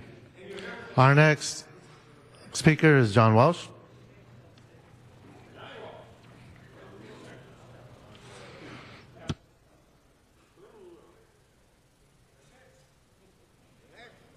John Walsh, blogging at HollywoodHighlands.org. Welcome to Act 3 of the 3-act Antonio Villaraigosa 60th birthday party. In reaction to Wednesday, his birthday, he sent out a tweet which failed to mention how old he was. In fact, we found out Antonio's actual birthday, because he is God, is December 25th of the year 1. Come, we will finish off the cake. Yesterday, incidentally, let me show you how powerful these people are who are watching me. At the MTA meeting where the mayor sits, and where there are no cameras, and where they record it with old audio cassettes they throw away in a year, he ordered this cake confiscated. I had to fight to get this cake back. Every time I spoke, he left the room. And if he can't take on me, he certainly isn't going to be taking on being Secretary of Transportation. The cake is here. I want to apologize for being late today. The reason I was almost late today is that the tunnel, the twin tunnels, one of them between here, Hollywood and Wilshire Boulevard on the Red Line is flooded. The whole thing is falling apart. $1 billion. The big storm is coming, and when the big storm comes, the mayor will be gone. As you say, this said, Mayor Villaraigosa, happy 60th birthday. We got it from a wonderful place called Red Ribbon. It's mocha. Come down here. We'll be here till about, let's see, we'll be here till 12:30 downstairs. A lot of people joined the party. This was a big $25 cake. It's almost eaten up now. Come down and let's finish off the mayor's half-eaten cake. And if you want to know anything more, go to the Mayor Sam blog, go to the Joseph Maylander blog, go to the Front Page Online blog, and find out what's happening in Hollywood. And the rest. Bye. Thank you. Next speaker is Dollhouse Dude. I know what's going on because I ate some of that cake. It's the cake of knowledge, which, Senor Reyes, you do need some knowledge. You have screwed up royally several times, and I have the right to tell you. Thank you. But it's okay. We all make mistakes, right? Except you make them constantly. Thank you, sir. At any rate, I'm not here to bash on anybody. I'm just here to explain that we do need to change the way we do real estate. You are leaving too many people out in the cold, having no choice but to vandalize the city in order to survive. You have put people in jail that I know were totally law-abiding citizens, and their pretenses that were pretty obscure. Sometimes the officers had to take the code book because they didn't even know what the hell they were citing the person for. So it is an ugly way to do business between human beings.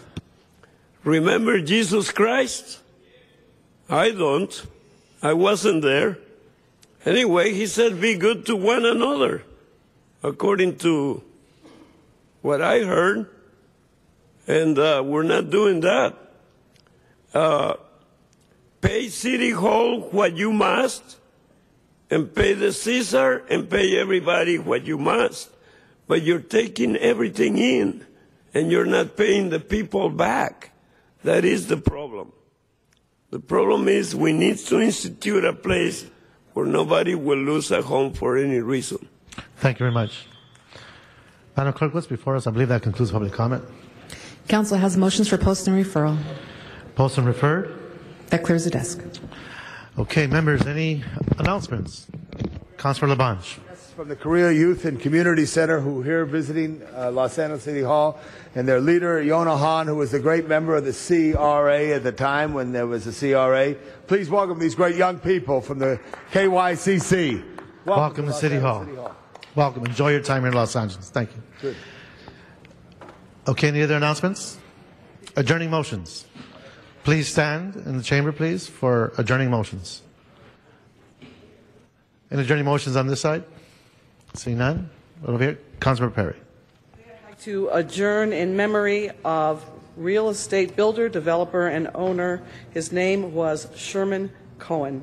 He co-founded Cohen Brothers Realty and Construction Corporation with his two brothers in 1959, and under the leadership of Sherman's son Charles, the company's national portfolio of real estate has expanded to 12 million square feet of commercial space in New York, Los Angeles, Houston, and Southeast Florida. Mr. Cohen was known for his philanthropy with his wife of 61 years, Gloria. Together, they supported many charitable causes, including Lenox Hill Hospital, the Albert Einstein College of Medicine, and the Sherman and Gloria Cohen Dialysis Center at Rogosin Institute of New York Presbyterian Hospital. Mr. Cohen, that's Sherman Cohen, is survived by his devoted son, Charles, daughter, Robin, and their children, Brooke, Alexis, Ross, Austin, Rex, and Blake. He will be sincerely missed. Thank you, Councilman Perry. Councilman Zine. Thank you. Sergeant 2, James Joseph Bilodeau, serial 23898, passed away Tuesday, January 15th in Torrance, California. Sergeant Bilodeau was born August 8, 1953 in Massachusetts. He was appointed to the Los Angeles Police Department October 18, 1982. Last assigned as a SWAT sergeant, the Metropolitan Division. Survived by domestic partner Francis, sons Adam, and stepdaughter Emily. In a very tragic situation, Sergeant Bilodeau, who I worked with years past, was about to retire, and he had gone through some surgery, and apparently as a result of that surgery, had suffered a heart attack and passed away. Never was able to retire from the Los Angeles Police Department. His services are going to be held January 31st, Thursday at Forest Lawn, Hollywood Hills, Church of the Hills. The viewing is on January 31st, Thursday, from 5 to 8:30. Services are going to be Friday, February 1st, 11 a.m. at Forest Lawn, Hollywood Hills, Liberty Hall. Immediately following, there will be an interment at Forest Lawn Memorial Park. A man who was reflective of the professionalism, determination of the Los Angeles Police Department, and to become a Metropolitan Supervisor, there's a high physical standard, and when you're a SWAT sergeant, there's even a higher standard. Jim Bilodeau, a wonderful man. God bless him. May he rest in peace. Sergeant 2, James Joseph Bilodeau. Thank you, Councilman Zine. Councilman Koretz. I'd just like to ask to be added as a second on the motion that Ms. Perry made for Sherman Cohen. His son Charles is a very good friend of mine. Thank you, Councilman Koretz. Any other adjourning motions? Seeing none, this meeting adjourned.